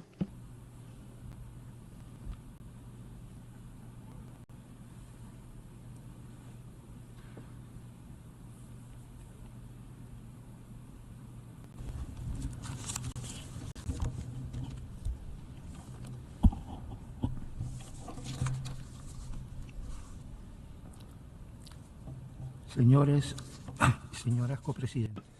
Co-chairs. Nicaragua se asocia Nicaragua aligns itself with the statements delivered by Uganda on behalf of the non-aligned movement, by Iraq on behalf of the Group of 77 and China, and by Venezuela on behalf of the Group of Friends in Defense of the Charter of the United Nations. We are grateful for the convening of this international conference. We trust that it will bring concrete and credible steps to remedying a historical injustice, a tragedy caused by this very organization, a permanent catastrophe and suffering that has spanned over 7 decades. The entire world has witnessed and continues to witness the atrocities committed by Israel, including war crimes, crimes against humanity, and violations of the principles and purposes of the UN Charter, international law, international humanitarian law, and the Convention on the Prevention and Punishment of the Crime of Genocide. Silence in the face of such aberrations is a form of complicity, but not the only one. This Assembly has the historic responsibility to call things by their name. What more do we need to see to acknowledge that war crimes, crimes against humanity, and acts constituting genocide are being committed in Palestine? Today, Gaza is a devastated land. More than 70% of homes have been destroyed. Thousands of children have been murdered. Hospitals and schools have been bombed. There is an entire population under siege, no water or shelter. In addition to all of this, Gaza is facing the greatest orphan crisis in modern history. According to the Palestinian Central Bureau of Statistics, more than 40,000 children have been orphaned. Of these, 17,000 little children have lost both parents, torn from their arms in an instant. But the horror doesn't stop there. The Gazan Ministry of Health has revealed another dimension of this tragedy. Around 900,000 children are suffering from hunger, and 70,000 have officially entered severe malnutrition. These are children who have lost their protectors and are now struggling to survive without the most basic necessities. This is the stark reality, the double burden on Gaza's children: mass orphanhood and extreme starvation. Chair, it's important to clarify that there are not two sides. There is an occupied people and an occupier. There is a civilian population under siege and an occupying army that bombs and kills with absolute impunity. Stability, peace, and international security in the Middle East will remain a utopia for as long as Palestine continues to be denied and its inalienable rights ignored. The United States and European governments must end their financing of this genocide. The only thing that they do by increasing their economic, political, and military support and supplying more weapons to Israel is enabling the continued extermination of the Palestinian people. Chair, Nicaragua has consistently maintained its position, reiterating that one of the first steps towards ensuring effective concrete outcomes of this important conference is the recognition of the State of Palestine and its admission as a fully fledged member of the UN. Recognizing the State of Palestine is a contribution to peace, a moral and legal obligation. It's the right path towards a permanent political solution that is needed to end the genocide against the Palestinian people. In Latin America and the Caribbean, which is a zone of peace, 32 states have already fully recognized the State of Palestine. Only one state in our region still has yet to do so. Supporting the two-state solution while recognizing only one of these and ignoring the recognition of the other, no matter how eloquent the words or good the intentions, and there are many eloquent words, is insufficient. It perpetuates a farce that legitimizes the occupation. Such a narrative is politically inconsistent, since it's not impartial. It only favors the recognized state and continues to deny the existence and realization of the State of Palestine. The United States should no longer deny the rightful admission of the State of Palestine as a full member of the UN. This policy of denial has no place in the aspirations and consensus of more than two-thirds of this organization's membership, which officially supports and recognizes the State of Palestine. 149 states at the UN recognize the State of Palestine. It's now time for Western countries to bring an end to their policies of denial towards the Palestinian people. If they do not do so, they will be accomplices in the crimes of Zionism and the impunity fueling this genocide, where now not only bullets and bombs are used to kill, but hunger is also wielded to try to annihilate the unbreakable will of Palestinian freedom. The right of the State of Palestine must be recognized without any preconditions or conditionalities. The right to self-determination is sacred and is fundamental to the UN Charter. The Palestinian people must be able to exercise its right to self-determination without being subjected to any coercive measures.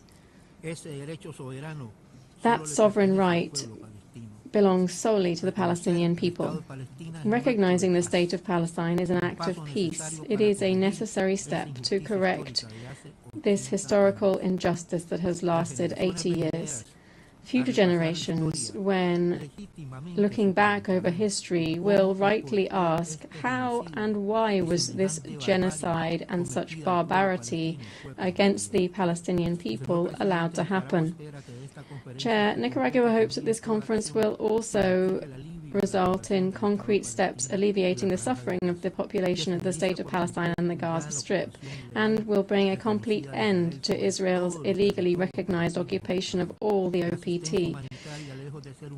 Humanitarian assistance, far from being an optional gesture, is an obligation under international law. Israel must allow immediately, unrestricted, continuous and unconditional access for humanitarian aid, ensuring the flow of food, water, medicines and medical equipment without political obstacles or arbitrary conditions. We condemn the politicization and use of humanitarian aid as a weapon of war. The international community has the responsibility to act decisively, harnessing all available mechanisms, including legal ones, to ensure the safe passage of aid. The International Court of Justice has determined that the Israeli occupation is illegal. All states are obliged not to recognize or support that situation. Those doing so become accomplices to an international crime. Chair, enough with impunity. We must apply international law as concrete measures to hold Israel accountable for its crimes. Nicaragua has joined the commitment to adopt 6 coordinated diplomatic, legal and economic measures to halt Israel's assault on the OPT and to defend international law more broadly. Nicaragua does not recognize as legitimate the situation created by Israel's illegal action, as confirmed by the ICJ in its advisory opinions of 2004 and 2024. Nicaragua provides no political, economic, military or other support to the State of Israel. Nicaragua has no form of commercial relations or economic activity involving the occupied Palestinian territory or products made, manufactured or produced by Israel. Chair, the Government of Reconciliation and National Unity of Nicaragua and the Nicaraguan people have always supported the just cause of the Palestinian people. It's a matter of principle, of solidarity among brothers and sisters in struggle. We reaffirm our unconditional support for the inalienable rights of the Palestinian people, their right to return, and their right to a free and sovereign Palestinian state in accordance with the 1967 borders and with East Jerusalem as their capital. Chairs, because Palestine lives, Palestine resists, and because Palestine shall prevail, Nicaragua, firm in its internationalist solidarity, will continue to raise its voice in all forums until the flag of Palestine flies free and sovereign over its ancestral land. Thank you very much. I thank the distinguished representative of Nicaragua. I now give the floor to the distinguished representative of Liechtenstein.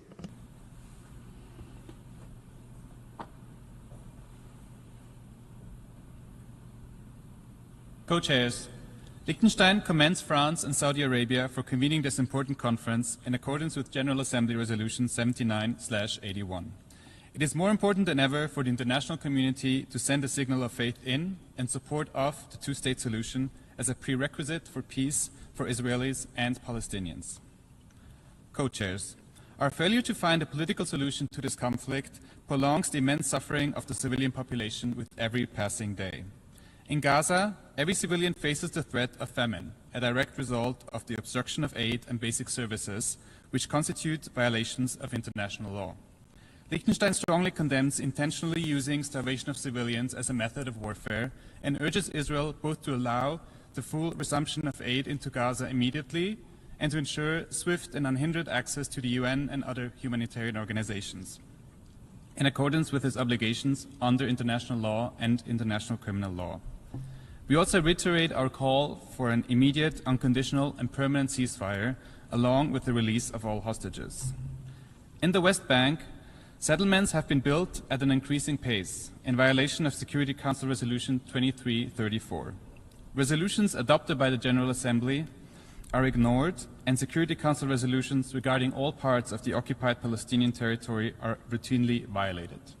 Indeed, the International Court of Justice last year reiterated that Israeli policies and practices in East Jerusalem and the West Bank amount to annexation.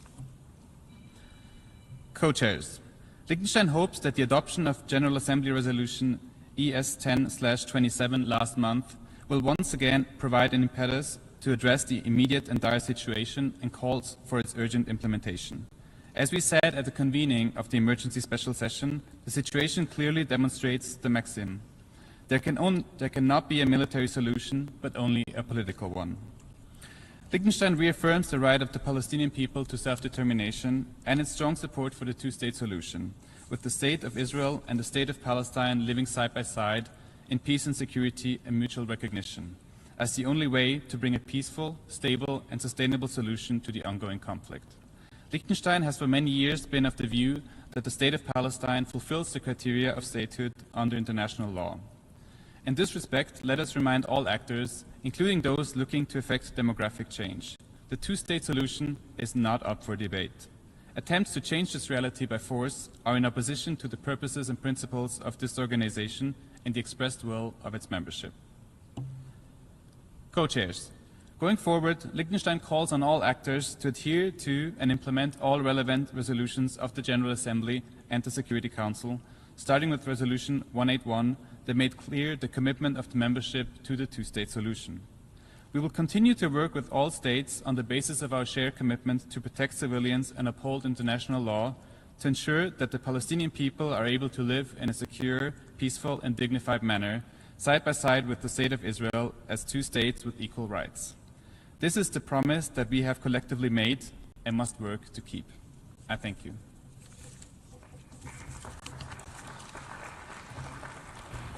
I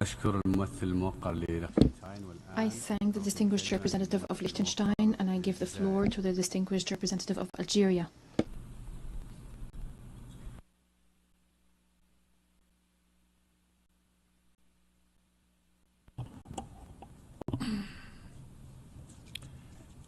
Co-chairs, we commend Saudi Arabia and France for leading the efforts toward the organization of this high-level conference. We meet today to discuss the two-state solution. To some, this may seem futile, even surreal.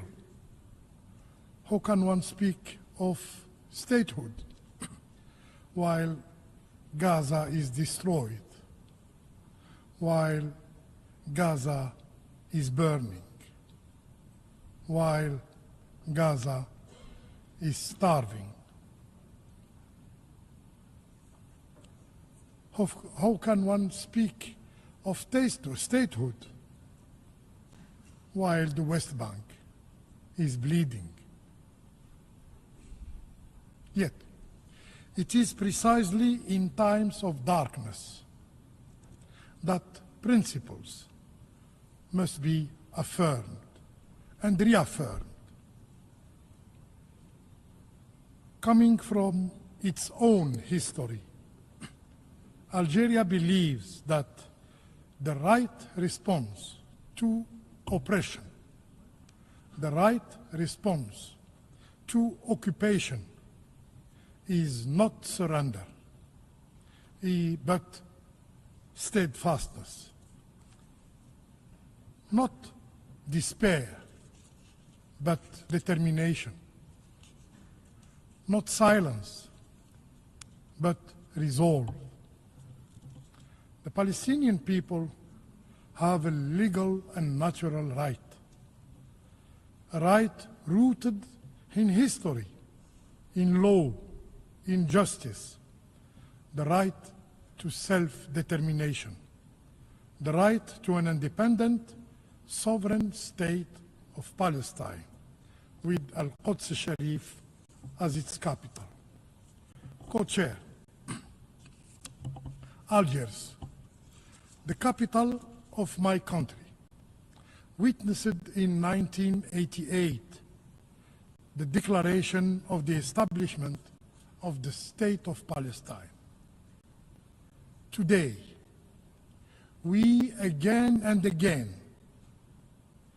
call for action, not rhetoric, and we propose 3 clear steps. First, the two-state solution must be fortified. This begins with granting the State of Palestine full membership in the United Nations. Algeria was the first, and so far, the only country making officially that call to the Security Council last January, a call supported by the overwhelmingly majority of the members of the Security Council. And we stand ready to do it again. Second, recognition must answer denial.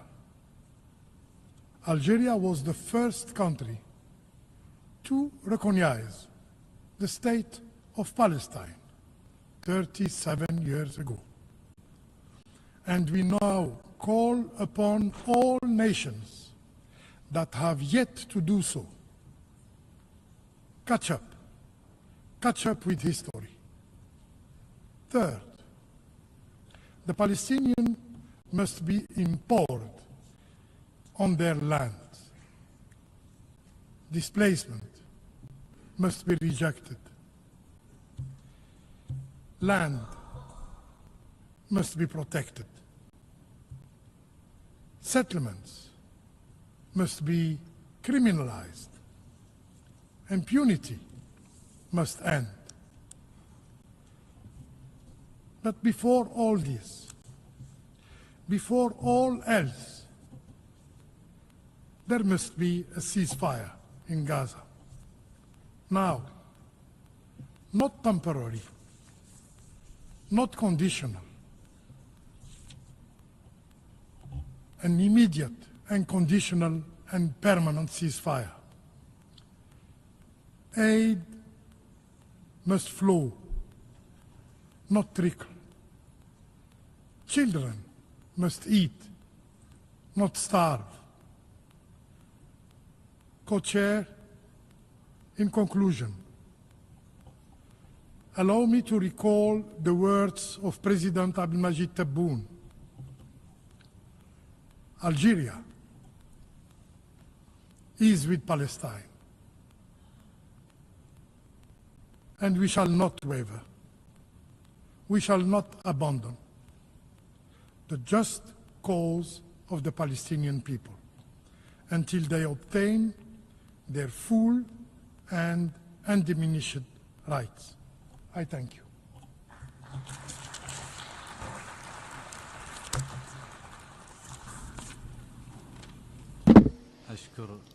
I thank the distinguished representative of Algeria. I give the floor to the distinguished representative of India.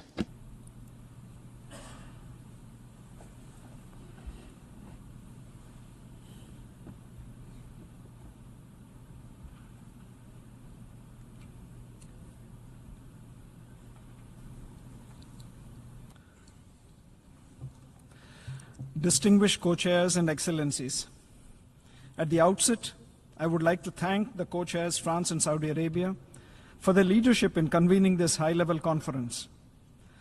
I also commend the efforts of the chairs of the 8 working groups for their valuable contributions in outlining the broad contours and action points related to various aspects of the two-state solution.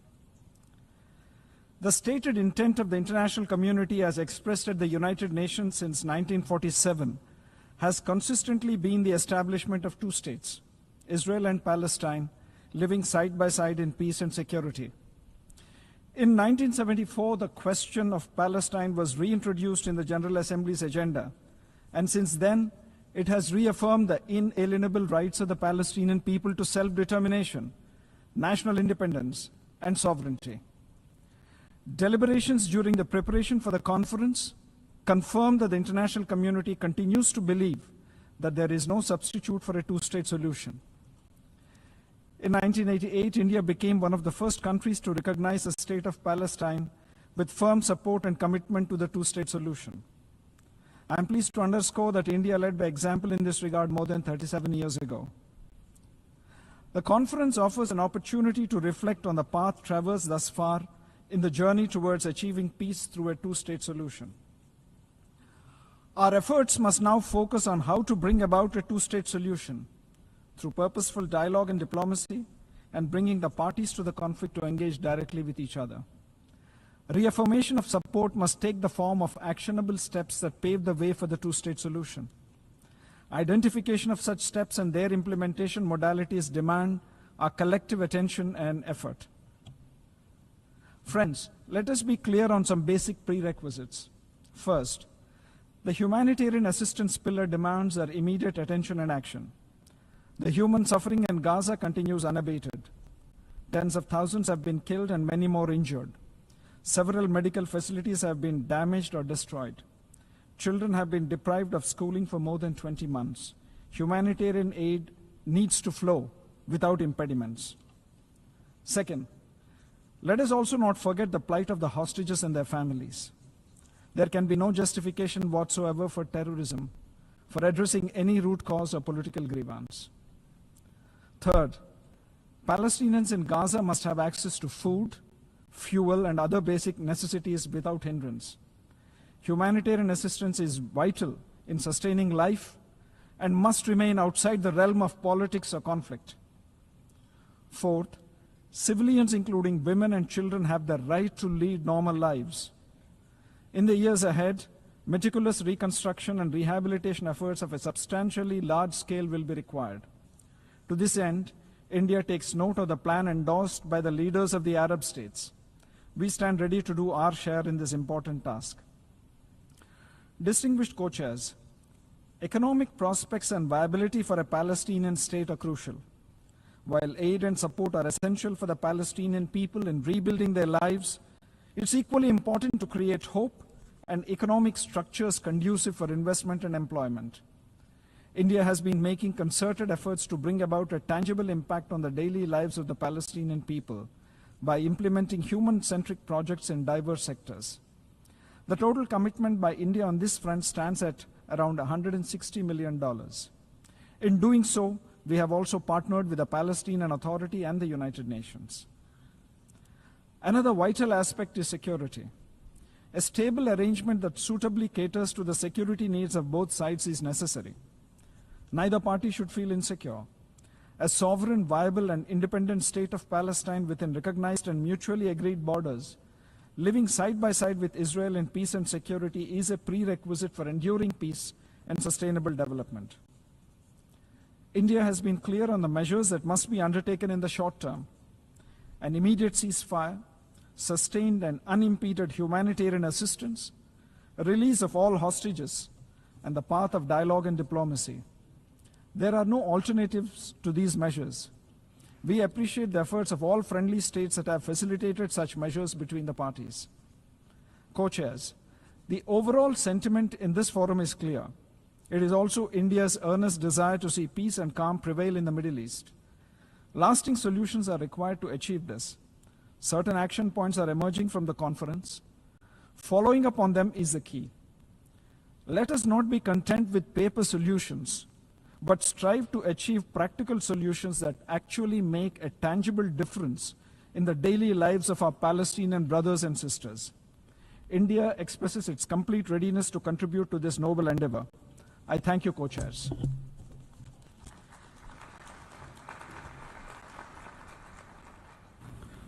I thank the distinguished representative of India. I give the floor to the distinguished representative of Zimbabwe.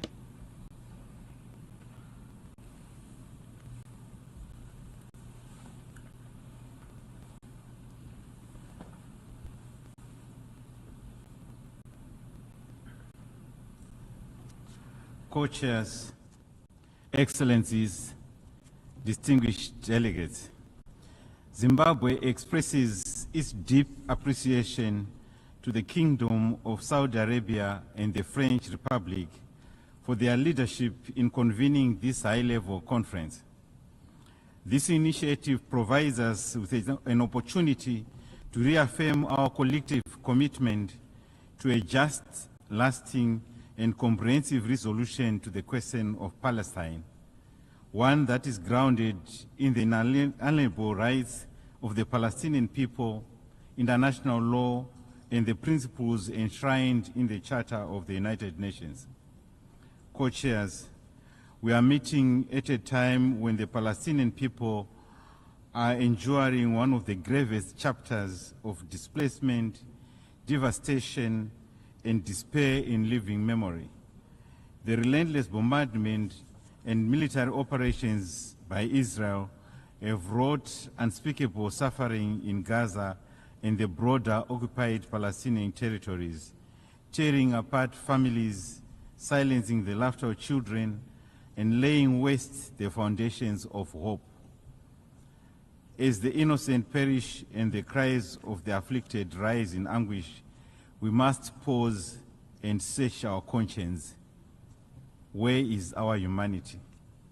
Where is the compassion that should stir every heart? Zimbabwe joins the moral conscience of the world in condemning these acts as egregious violations of international humanitarian and human rights law. We call with urgency and resolve for an immediate and unconditional ceasefire, the cessation of all hostilities, and the unfettered delivery of life-saving humanitarian aid. Let us not turn away in indifference, but respond with the justice, mercy, and courage that our shared humanity demands of us.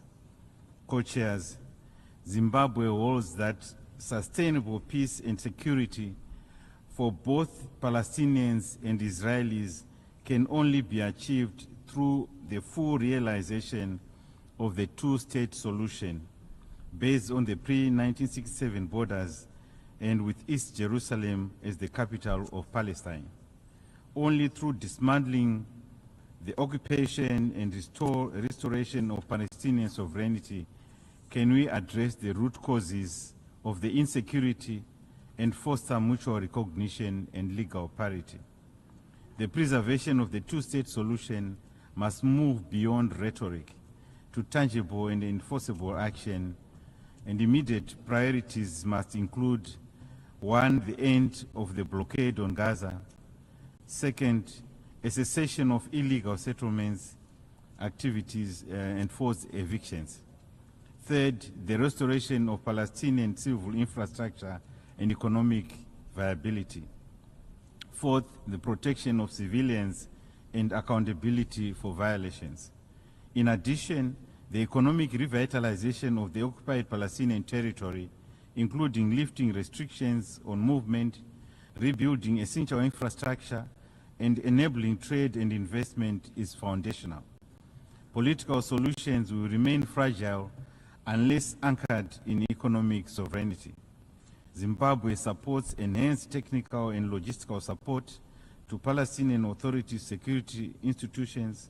We also underscore the importance of confidence-building measures such as the release of hostages, of detainees, and robust international monitoring mechanisms. Security guarantees in talks must be equitable and rooted in justice and must not entrench the occupation under any guise of protection. A just resolution of the refugee question consistent with the United Nations General Assembly Resolution 194 also remains essential to the broader architecture of peace. In this regard, Zimbabwe supports the exploration of a United Nations mandated stabilization or protection mission with a clearly defined mandate. Its priorities should include civilian protection, monitoring of ceasefires, support of Palestinian security forces, oversight of demilitarized zones as mutually agreed. Co-chairs, we welcome the establishment of the Global Alliance for the implementation of the two-state solution and commend the inclusive structure of this conference. The envisaged outcome document must articulate unequivocally the urgency of ending occupation, restoring Palestinian sovereignty, and ensuring lasting peace and security for all. In conclusion, Zimbabwe reiterates its unwavering solidarity with the Palestinian people.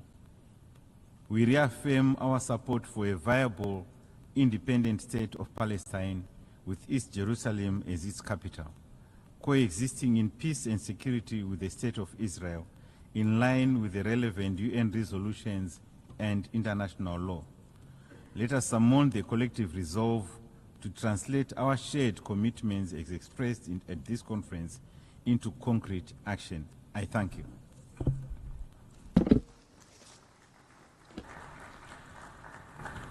I thank the distinguished representative of Zimbabwe. I give the floor to the distinguished representative of Peru.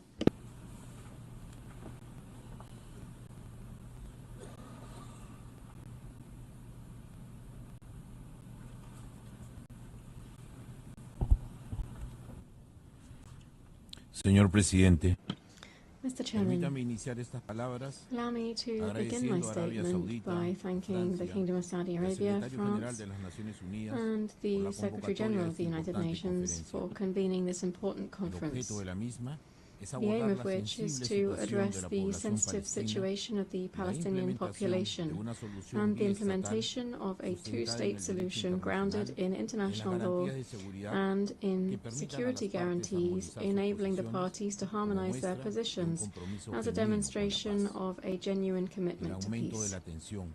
The heightening tensions, systematic violence, and the ongoing deterioration of the humanitarian situation in the Gaza Strip and the West Bank are of increasing concern to the international community. These are concerns that Peru deeply shares.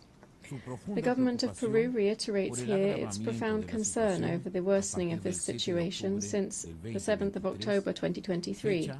The date which saw the deplorable terrorist attacks by Hamas against Israel. Peru, as a country that has itself suffered cruel acts of terrorism in the past, unequivocally rejects terrorism in all its forms and manifestations, irrespective of the perpetrator or the origin. Nevertheless, we cannot fail to acknowledge and deeply regret the inhumane suffering of millions of displaced Palestinians amidst imminent famine and the unacceptable and systematic obstruction of the entry of humanitarian aid, all of which is a clear violation of international humanitarian law. The attacks in Gaza, which the Israeli Defense Forces claim are directed against the terrorist organization Hamas, have, according to the UN Office of the High Commissioner for Human Rights, been carried out without due regard for the principles of distinction, proportionality, and proportion. All of this, by the 25th of July, had resulted in at least 59,219 Palestinian fatalities, most of whom are women and children, and more than 143,000 wounded, according to figures published by the UN Office for the Coordination of Humanitarian Affairs. In this unpredictable context, the only thing that isn't letting up is violence. In such a context, it is essential to take decisive steps to de-escalate the current situation and to relaunch the peace process that is being promoted by Egypt, Qatar, and the United States of America, whose mediation efforts are aimed at restoring the implementation of the ceasefire agreement in its subsequent phases. In this regard, Peru joins the Secretary General's call for the parties to declare an immediate ceasefire, the immediate release of all hostages, and the removal of any obstacles preventing the entry of humanitarian aid under United Nations administration. All of this, of course, in line with the resolutions of the Security Council, the General Assembly, and the provisional measures ordered by the International Court of Justice, to bring an end to the suffering of a population which today is particularly vulnerable, is suffering displacement, and lacks the basic conditions for their survival.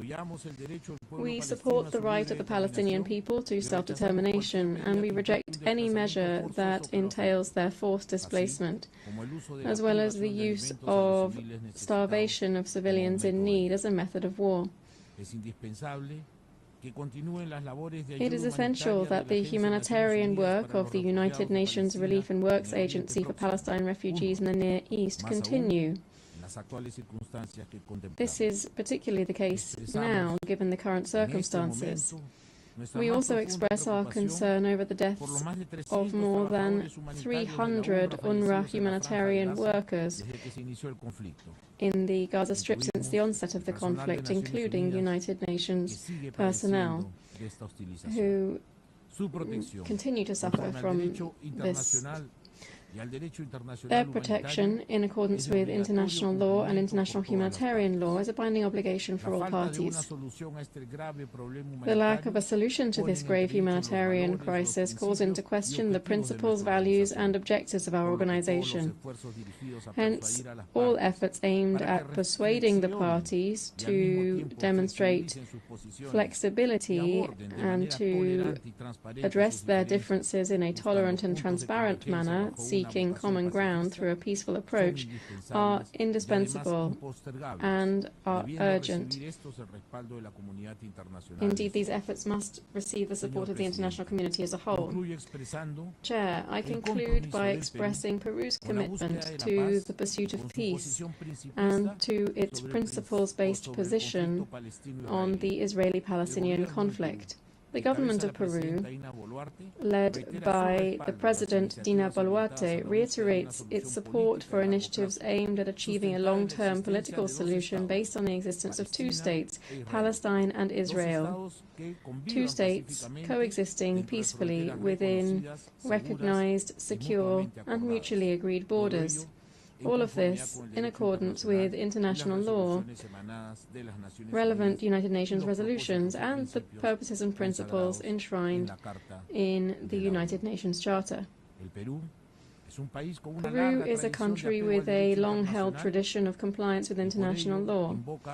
For this reason, we support the peaceful settlement of disputes. We will continue to be a staunch advocate of multilateralism, preventive diplomacy, and respect for human dignity. Thank you very much.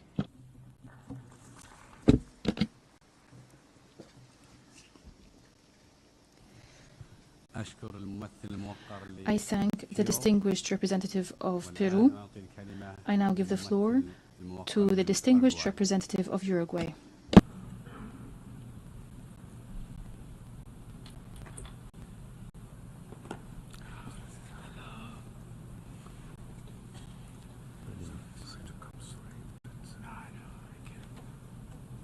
Muy buenas tardes. Very good afternoon. Señores copresidentes, co-chairs, distinguished representatives. For Uruguay, this conference represents an urgent opportunity to bring an end to the deep-rooted humanitarian crisis being suffered in Gaza and to forge towards a lasting peace between Israel and Palestine based on international law. The two-state solution is the cornerstone of our country's historic position on the question of the Middle East, a solution that we have supported since the United Nations first began addressing this issue. In 1947, Uruguay's then permanent representative to the United Nations, Ambassador Enrique Rodriguez Fabregat, played a significant role in the partition plan. Uruguay then voted in favor of General Assembly Resolution 181 and was one of the first countries to recognize the State of Israel and to establish diplomatic relations in 1948. Montevideo then became the first Latin American capital to host an Israeli embassy. To ensure that we remain consistent with this position, and because we believe that recognition of the State of Palestine is a necessary precondition for peace, not a consequence of it, in 2011 we took a significant step recognizing Palestine as a state. Since then, Uruguay has maintained an embassy in Ramallah, and the State of Palestine has an embassy in Montevideo. Today, Uruguay comes to this important conference to more than ever reaffirm our commitment to the two-state solution based on the 1967 borders. This is the only truly viable solution, since it respects the principle of people's right to self-determination and also offers this prospect of lasting peace in the region where Israelis and Palestinians could live together in peace and security. Uruguay is a state and a nation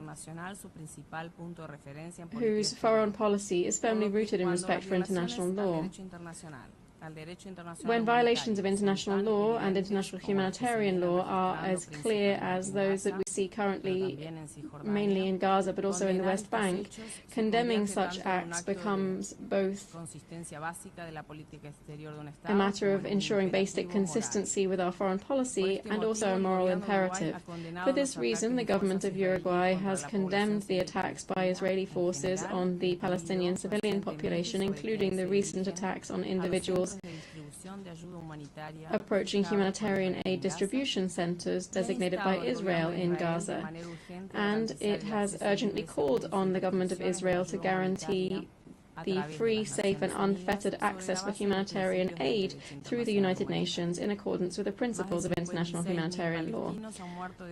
Since October 2023, more than 56,000 Palestinians have died, most of them women and children, and 1 in 4 Gazans is facing a critical risk of famine, according to the WHO. The expansion of Israeli settlements in the occupied Palestinian territory, including East Jerusalem, represents a flagrant violation of international law and one of the greatest obstacles to the two-state solution and to achieving a just and lasting peace. Therefore, Uruguay has called for an end to all settlement-building activity. Similarly, we reject any action that promotes territorial or demographic changes in the occupied Palestinian territory. In this regard, Uruguay reaffirms its support for the advisory opinion of the International Court of Justice of July 2024 on the legal consequences of Israel's occupation of Palestinian territories. This opinion determined that the occupation was unlawful and that Israel must end its presence in the occupied territories. Co-chairs, Uruguay welcomes the recent decisions taken by various member states to recognize Palestine as a state. This international recognition contributes to the pursuit of peace between both states based on international law. It will further serve as momentum for Palestine's admission as a full member of this organization. Uruguay will continue to demand compliance with international law, human rights, and international humanitarian law in Palestine and in Israel. It is essential to resume, and we support, diplomatic efforts aimed at achieving an immediate and permanent ceasefire, the undelayed delivery of humanitarian aid in accordance with the principles of international humanitarian law, and the immediate release of all hostages. With renewed belief in international law, diplomacy and peace, Uruguay reaffirms its firm and unwavering commitment to the two-state solution and to the right of all peoples to live in security, freedom and dignity. Thank you very much.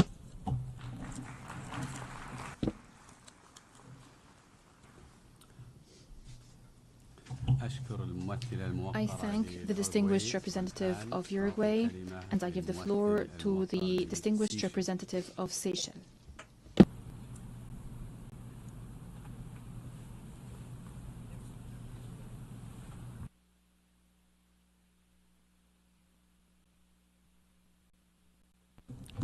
Co-chairs, Excellencies, distinguished delegates, Seychelles extends its sincere appreciation to France and Saudi Arabia for their leadership as co-chairs during this pivotal moment, when the vision of a two-state solution feels more distant than ever. We also commend the co-facilitators' consultative approach and their essential work in guiding us toward solutions on the Palestine issue. We gather here today not just to exchange statements, but to collectively reaffirm our responsibility. The need for principled action by this body and by the broader international community is greater than ever. We must ensure that a just and sustained outcome for Palestine remains within reach, and that our collective efforts are not merely rhetorical, but grounded in implementation. The paralysis of the Security Council and rising unilateral actions have deepened the crisis.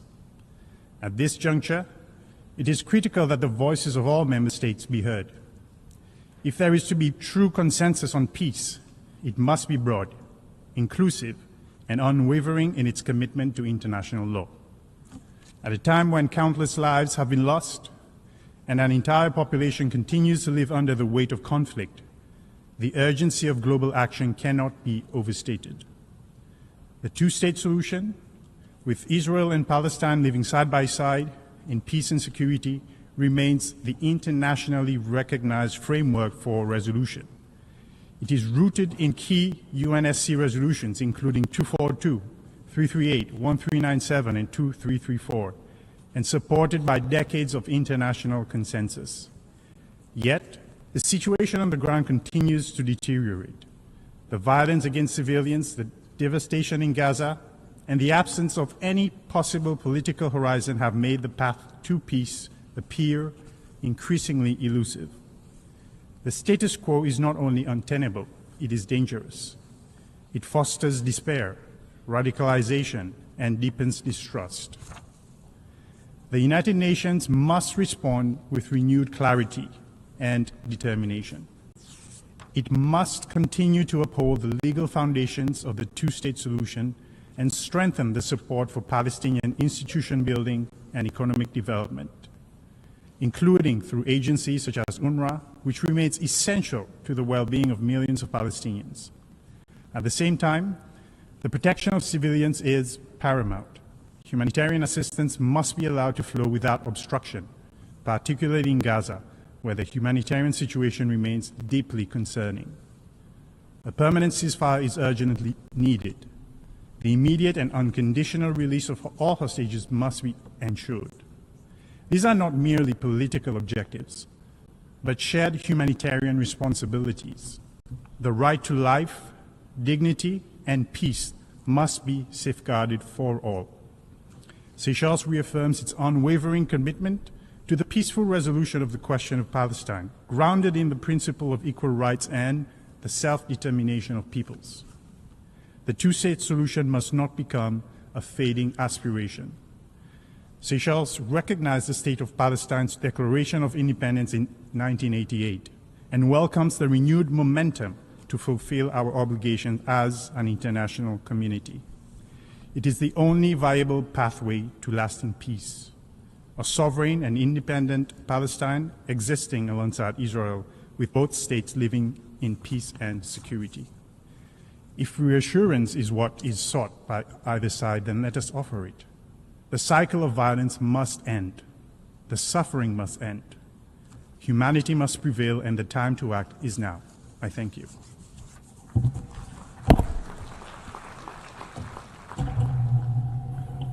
I thank the distinguished representative of Seychelles and now give the floor to the distinguished representative of Poland.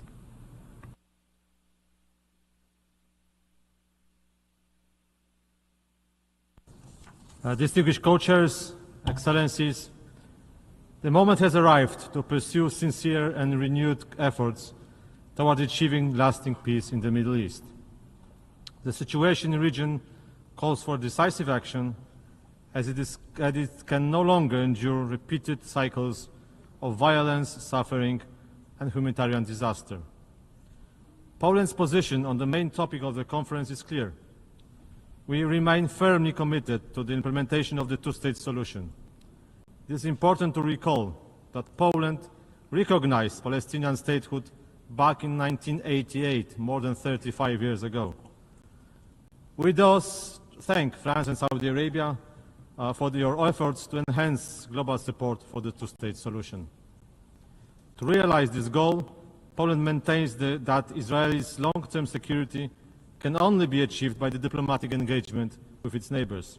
Abraham Accords, facilitated by the United States, serve as the best example to follow. Yet, to enable a diplomatic solution, the Palestinian issue must be addressed.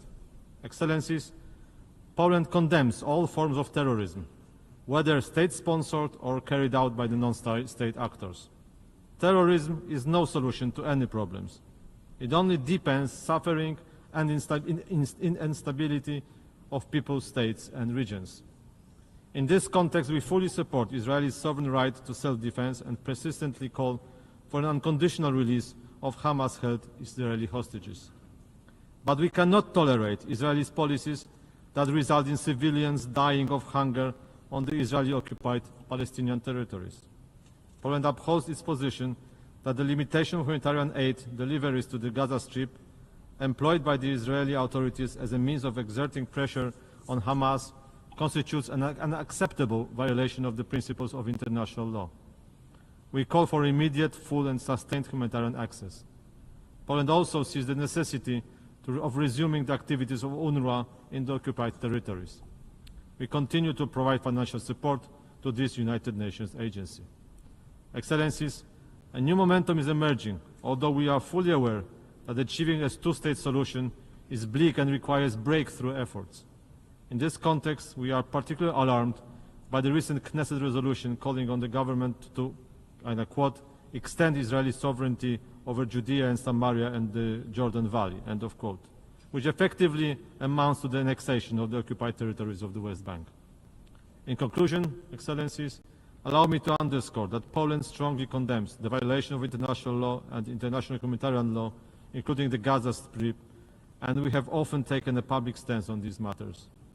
We call for an immediate restoration of the humanitarian access to Gaza and the resumption of the food and medical aid convoys. In this spirit, we have recently joined the British initiative, together with 30 like-minded foreign ministers, to address the grave situation on the ground in Gaza. Above all, we express our strong hope for a swift agreement on the ceasefire in the Gaza Strip, one that will also ensure the immediate release of all hostages held by Hamas. Peace, security, and human dignity must prevail, and I thank you.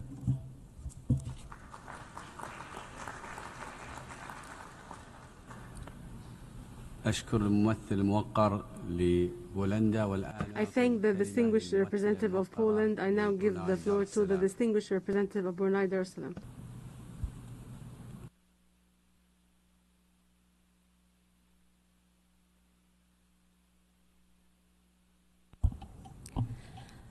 Bismillahirrahmanirrahim. Assalamu alaikum warahmatullahi wabarakatuh. A very good afternoon. Co-chairs, Excellencies, distinguished delegates. Brunei Darussalam appreciates Saudi Arabia and France for their leadership to advance a just, comprehensive and lasting resolution on Palestine.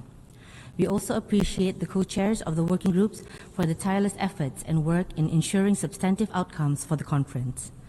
It was unfortunate that this conference was postponed at a time when there was momentum towards sustainable peace. Events since then have shown it is more important now than ever to collectively restore that momentum and achieve meaningful progress. Brunei has long advocated for the two-state solution as the only solution for peace in the Middle East. It is the realization of the two states living side by side in peace with one another as good neighbors, based on pre-1967 borders, with East Jerusalem as the capital of an independent and sovereign state of Palestine. This framework, endorsed by the United Nations and supported by the majority of the international community, must be respected, and the path towards ending decades of occupation, territorial expansion, and conflict. Yet why has this not materialized? Certainly not due to lack of intention. There have been about 299 resolutions adopted under the Security Council alone, reflecting clear and consistent commitment grounded firmly in principles of international law and human rights. Failure therefore lies in the lack of action, lack of sincerity in recognizing and accepting the two-state solution, and lack of international will to enforce compliance. The failure to implement obligations under international law and United Nations resolutions perpetuates a cycle of violations leading to untold suffering and violence, and ultimately acts that have increasingly been recognized as amounting to genocide. Those resolutions reflecting the collective will of the international community must be honored to ensure they do not remain mere words on paper. We therefore welcome the initiative by the Hague Group of countries in holding accountable the occupying power for the continued violations. Although Brunei Darussalam is a small state, we are committed to supporting the peace process through various means, whether political, financial, humanitarian, or capacity building for the long-term future and development of Palestine. We welcome efforts to reconstruct Gaza and hope that initiatives such as the recent meeting of the Conference on Cooperation among East Asian Countries for Palestinian Development, CPAD, and the widely supported Arab Plan will materialize into tangible proposals. We also believe that regional organizations have an important role to play in global efforts, and we pledge to work within organizations that we are a member of, such as the OIC and ASEAN, to explore avenues to support and recognition of the two-state solution. Brunei Darussalam reaffirms its unwavering support of and strongly calls for the admission of the State of Palestine as a full United Nations member state. This recognition would demonstrate not only our steadfast commitment to the two-state solution, but also reflect the global consensus towards justice and self-determination. Co-chairs, Excellencies, we stand at a critical juncture. For the eventual realization of two states and towards a future of reconstruction and economic viability, trust is key. How can only be felt if there is commitment, a commitment by all sides to immediately cease the violence and to halt activities which breed the violence. As we enter the 8th decade of the United Nations establishment, we must confront the harsh reality that despite countless resolutions, meaningful progress for Palestine remains elusive and that our work is far from done. I thank you.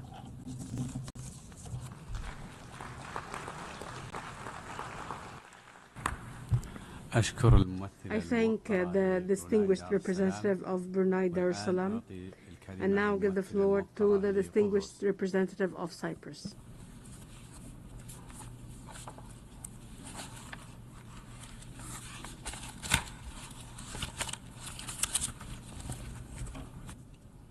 Co-chairs, Excellencies, allow me first to thank the co-hosts, France and Saudi Arabia, for reconvening this conference. Your vision and leadership are to be applauded. Cyprus has been actively supporting the coordinated initiative of the Global Alliance from the beginning. This conference today is the pinnacle of intensive preparatory meetings in the last year and action-based results in the respective working groups. Excellencies, our participation is testament to Cyprus's resolve to address the political and humanitarian catastrophe unfolding. Last week, we joined over 2,000 countries in a joint statement underscoring how the suffering of civilians in Gaza has reached new depths and unequivocally opposing any steps towards territorial or demographic change in the occupied Palestinian territories. What is happening on the humanitarian front is unacceptable. We call for immediate, unimpeded access and sustained distribution of humanitarian assistance at scale into and throughout Gaza, and for humanitarian organizations to work independently and impartially to save lives and reduce suffering. The path to peace, stability, and security in the Middle East is the only way forward for a future in which Israelis and Palestinians coexist in dignity and prosperity, side by side in a two-state solution. There is no other alternative.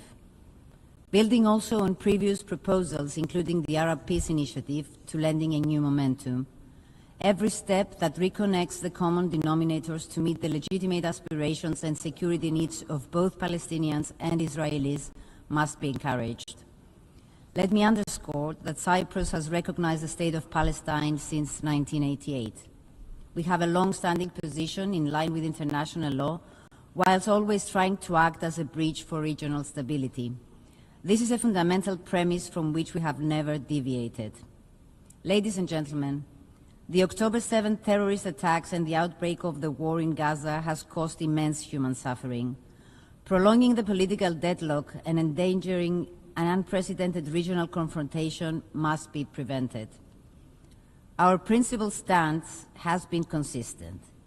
We condemn all attacks against all civilians who must be always protected in accordance with international humanitarian law. Immediate and sustained regional de-escalation is imperative. The situation on the ground is deteriorating daily. We cannot overemphasize the urgency of a lasting ceasefire. We cannot overemphasize the imperative need for the immediate release of all hostages. To this end, we welcome the critical and sustained efforts by Egypt, Qatar, and the United States to achieve a ceasefire agreement. Equally paramount is for Israel to comply with all its obligations by lifting restrictions to enable the unimpeded flow of humanitarian aid throughout Gaza at scale, in line with the humanitarian principles. We exert our full support to the intensified engagement of the European Union with Israel for yielding substantial progress on the ground for the civilians, for which the role of the UN humanitarian community is indisputable. Cyprus is ready to do its part, complementing the efforts and actions of others in alleviating the suffering. The humanitarian maritime route can be reactivated for additional, urgently needed assistance. We are also unequivocally against displacement.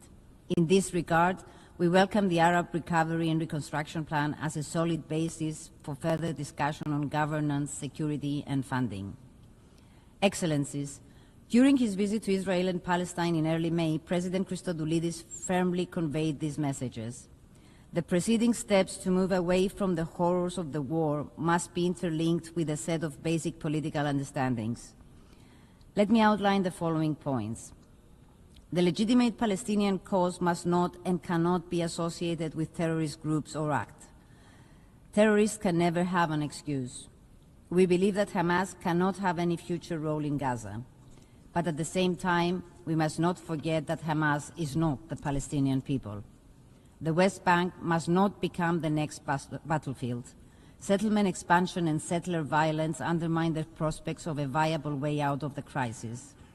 Given the gravity of the situation on the ground, it is paramount to continue our support to the Palestinian Authority's reform pathway.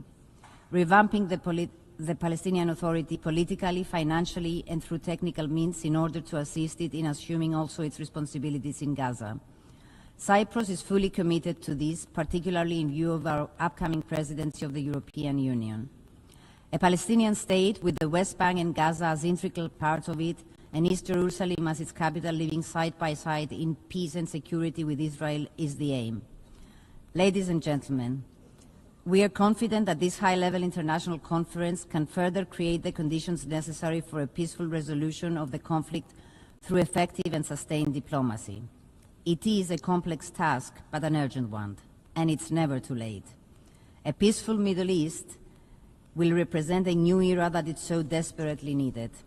It will also deliver an ambitious source of opportunities for a more prosperous, more interconnected, and more integrated region with mutual benefits for all its people and beyond. I thank you.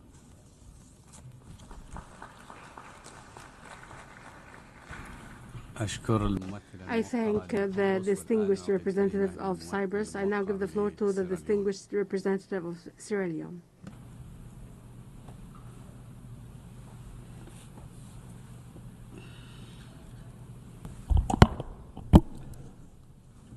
Distinguished co-chairs, Excellencies, Sierra Leone thanks the co-chairs, the Republic of France and the Kingdom of Saudi Arabia, for convening this high-level international conference on the peaceful settlement of the question of Palestine and the implementation of the two-state solution pursuant to a General Assembly mandate. We view this conference as an historic opportunity to reflect on the consequences of an incomplete political process and to recommit to a just and lasting settlement. It also reaffirms the international community's responsibility to uphold the principles of the UN Charter, international law, and multilateralism at a time when the credibility of our institutions is being tested. This meeting takes place against the backdrop of growing international recognition of the state of Palestine and renewed calls to implement the two-state solution. Yet, more than 7 decades after the adoption of Resolution 181 of 1947, the vision of two sovereign states, Israel and Palestine, living side by side in peace and security, remains unfulfilled. The ongoing Israeli occupation, which has persisted for decades, is a core obstacle to peace. Its end is not only a legal requirement, but also a moral and political imperative. Excellencies, the atrocities committed on and since the attack on 7th October 2023 has once again highlighted the urgency of addressing the root cause of this protracted conflict. While peace may ultimately depend on the parties themselves, the occupying power bears responsibility under international law. Without firm and sustained international resolve, however, the conflict will escalate and peace will remain elusive. Sierra Leone will underscore 4 interrelated priorities. First, peace cannot be achieved without an immediate and unconditional ceasefire in Gaza. The humanitarian catastrophe unfolding in Gaza is entirely man-made by the government of Israel and must end. Civilians, particularly women and children, have borne the brunt of indiscriminate violence, siege, and deprivation. We call for the cessation of hostilities and the release of all hostages held by Hamas and other armed groups, and the unimpeded delivery of humanitarian assistance in accordance with international humanitarian law. The international community must ensure full respect for the principles of humanity, neutrality, and proportionality in all actions. Second, Sierra Leone reaffirms its unwavering support for the two-state solution grounded in international law and relevant UN resolutions. This is not merely a political choice, but a legal obligation derived from the UN Charter and the guidance of the International Court of Justice. Sierra Leone recognized the state of Palestine on 3rd December 1988 and has consistently advocated for its full admission as a member of the United Nations. We welcome the announced recognition by France and the United Kingdom this year, which reflects a growing international consensus that recognition of Palestinian statehood is integral to achieving peace. Israel has the right to exist in peace and security, free from threat and attack. We reiterate our strong condemnation of the heinous attacks carried out by Hamas on 7th October 2023 against Israeli civilians, including the taking of hostages. All armed groups must disarm and renounce violence, paving the way for demilitarization of Palestinian territories and the restoration of trust necessary for peace and security for both Israel and Palestine. Third, international law must remain the foundation of all efforts towards peace. The International Court of Justice advisory opinion of 9 July 2004 on the legal consequences of the construction of a wall in occupied Palestinian territory affirmed that Israeli settlements violate international law. The court's more recent advisory opinion of 19 July 2024 concluded that Israel's continued presence in occupied Palestinian territory is unlawful and must end as rapidly as possible. These legal findings leave no room for ambiguity. The occupation is illegal. Settlement must be dismantled. States have an obligation not to recognize, aid, or assist unlawful actions. Those who support policies that contravene international law risk incurring international responsibility. The same applies to violations that may amount to genocide or other serious crimes under international law.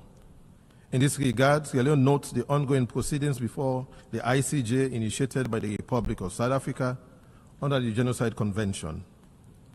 Accountability, including through independent investigations, is indispensable to justice and reconciliation. Fourth, a comprehensive approach to peace must address not only the end of occupation, but also the conditions necessary for coexistence. All parties must guarantee civil, political, economic, social, and cultural rights, including the right to life, liberty, security, education, and freedom of expression. Ensuring these rights foster trust, justice, and reconciliation, particularly where violations have occurred. Excellencies, the ongoing conflict in Gaza and the West Bank is a stark reminder that peace cannot be imposed by force. Unless the legitimate concerns of both Israelis and Palestinians are addressed, that is, Israel's security and Palestinian freedom from occupation, right to self-determination, violence will persist. The international community must use its collective influence to support a political process that delivers concrete results. This conference must therefore go beyond declarations. It must generate actionable outcomes to end the occupation, halt settlement expansion, ensure accountability, and create conditions for two states to live side by side in peace and security. Women and youth who have borne disproportionate burdens during this conflict must be fully included in all peace and peace-building efforts as mandated by the Women, Peace, and Youth, Peace and Security agendas. In conclusion, Sierra Leone stresses that the status quo is unsustainable. This conference represents a critical opportunity to break the cycle of violence and impunity. We urge all parties to engage in good faith dialogue and to respect the outcomes of this conference. Sierra Leone stands ready to work with all partners to advance a just, comprehensive, and lasting settlement of the question of Palestine, particularly in our current tenure in the Security Council. I thank you.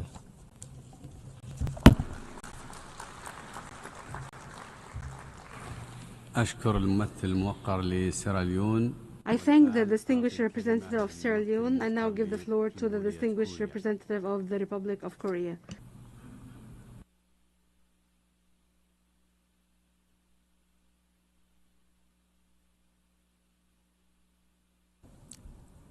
Co-chairs, excellencies, and distinguished delegates, I would like to join other delegations to thank the French Republic and the Kingdom of Saudi Arabia for hosting this meaningful conference regarding the two-state solution.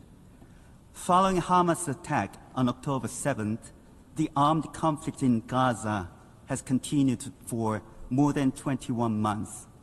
We are deeply concerned over the dire humanitarian situation and the hostages in Gaza, thereby undermining the viability of a two-state solution.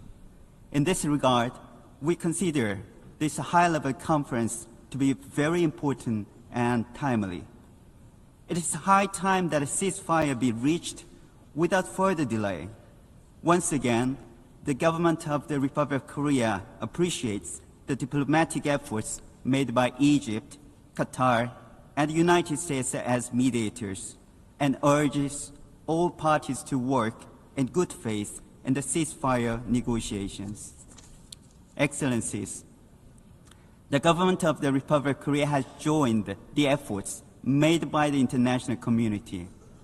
Korea, as a member of the United Nations Security Council, has actively engaged in many resolutions calling for a ceasefire and the release of all hostages.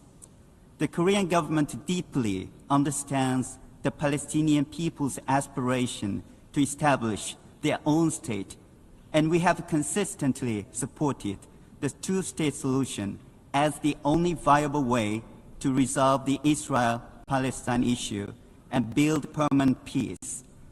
The Korean government will continue to engage in the serious discussions of the international community regarding the recognition of Palestinian statehood.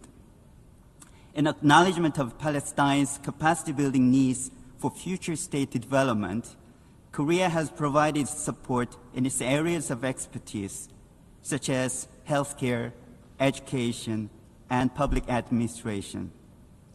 In particular, Korea has provided a total of $160 million in ODA for Palestine through various projects, such as the establishment of the public rehabilitation therapy centers, enhancement of food and pharmaceutical traceability systems, vocational training, ICT equipment support, strengthening of e-government systems, and establishment of a civil servant training institute. The Republic of Korea remains committed to educational and training support to enable young Palestinians to shape their future with dignity and independence. We will work closely with Palestine to find empowerment programs in line with the National Development Pact for the future of Palestine. The Korean government has also steadily increased its regular contributions to the relevant UN agencies, including UNRWA, as well as humanitarian aid to Palestinians. We believe there is a need for the safe, rapid, and unimpeded delivery of UN-led humanitarian aid. Taking this opportunity, we are pleased to announce that Korea has provided an additional $30 million in humanitarian aid to civilians affected by the situation in Gaza this year. We hope that this assistance will lead to improvements in the humanitarian situation in Gaza, particularly regarding food, water, healthcare, education, and shelter.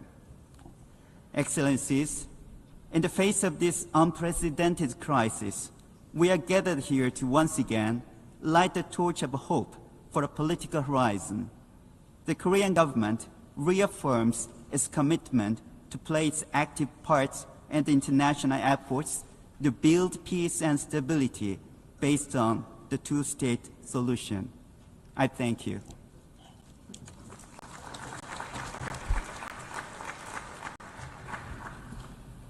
I thank the distinguished representative of the Republic of Korea. We have exhausted the time available for the general debate for this meeting. The general debate will continue tomorrow morning at 10 a.m. in this hall. The meeting is adjourned.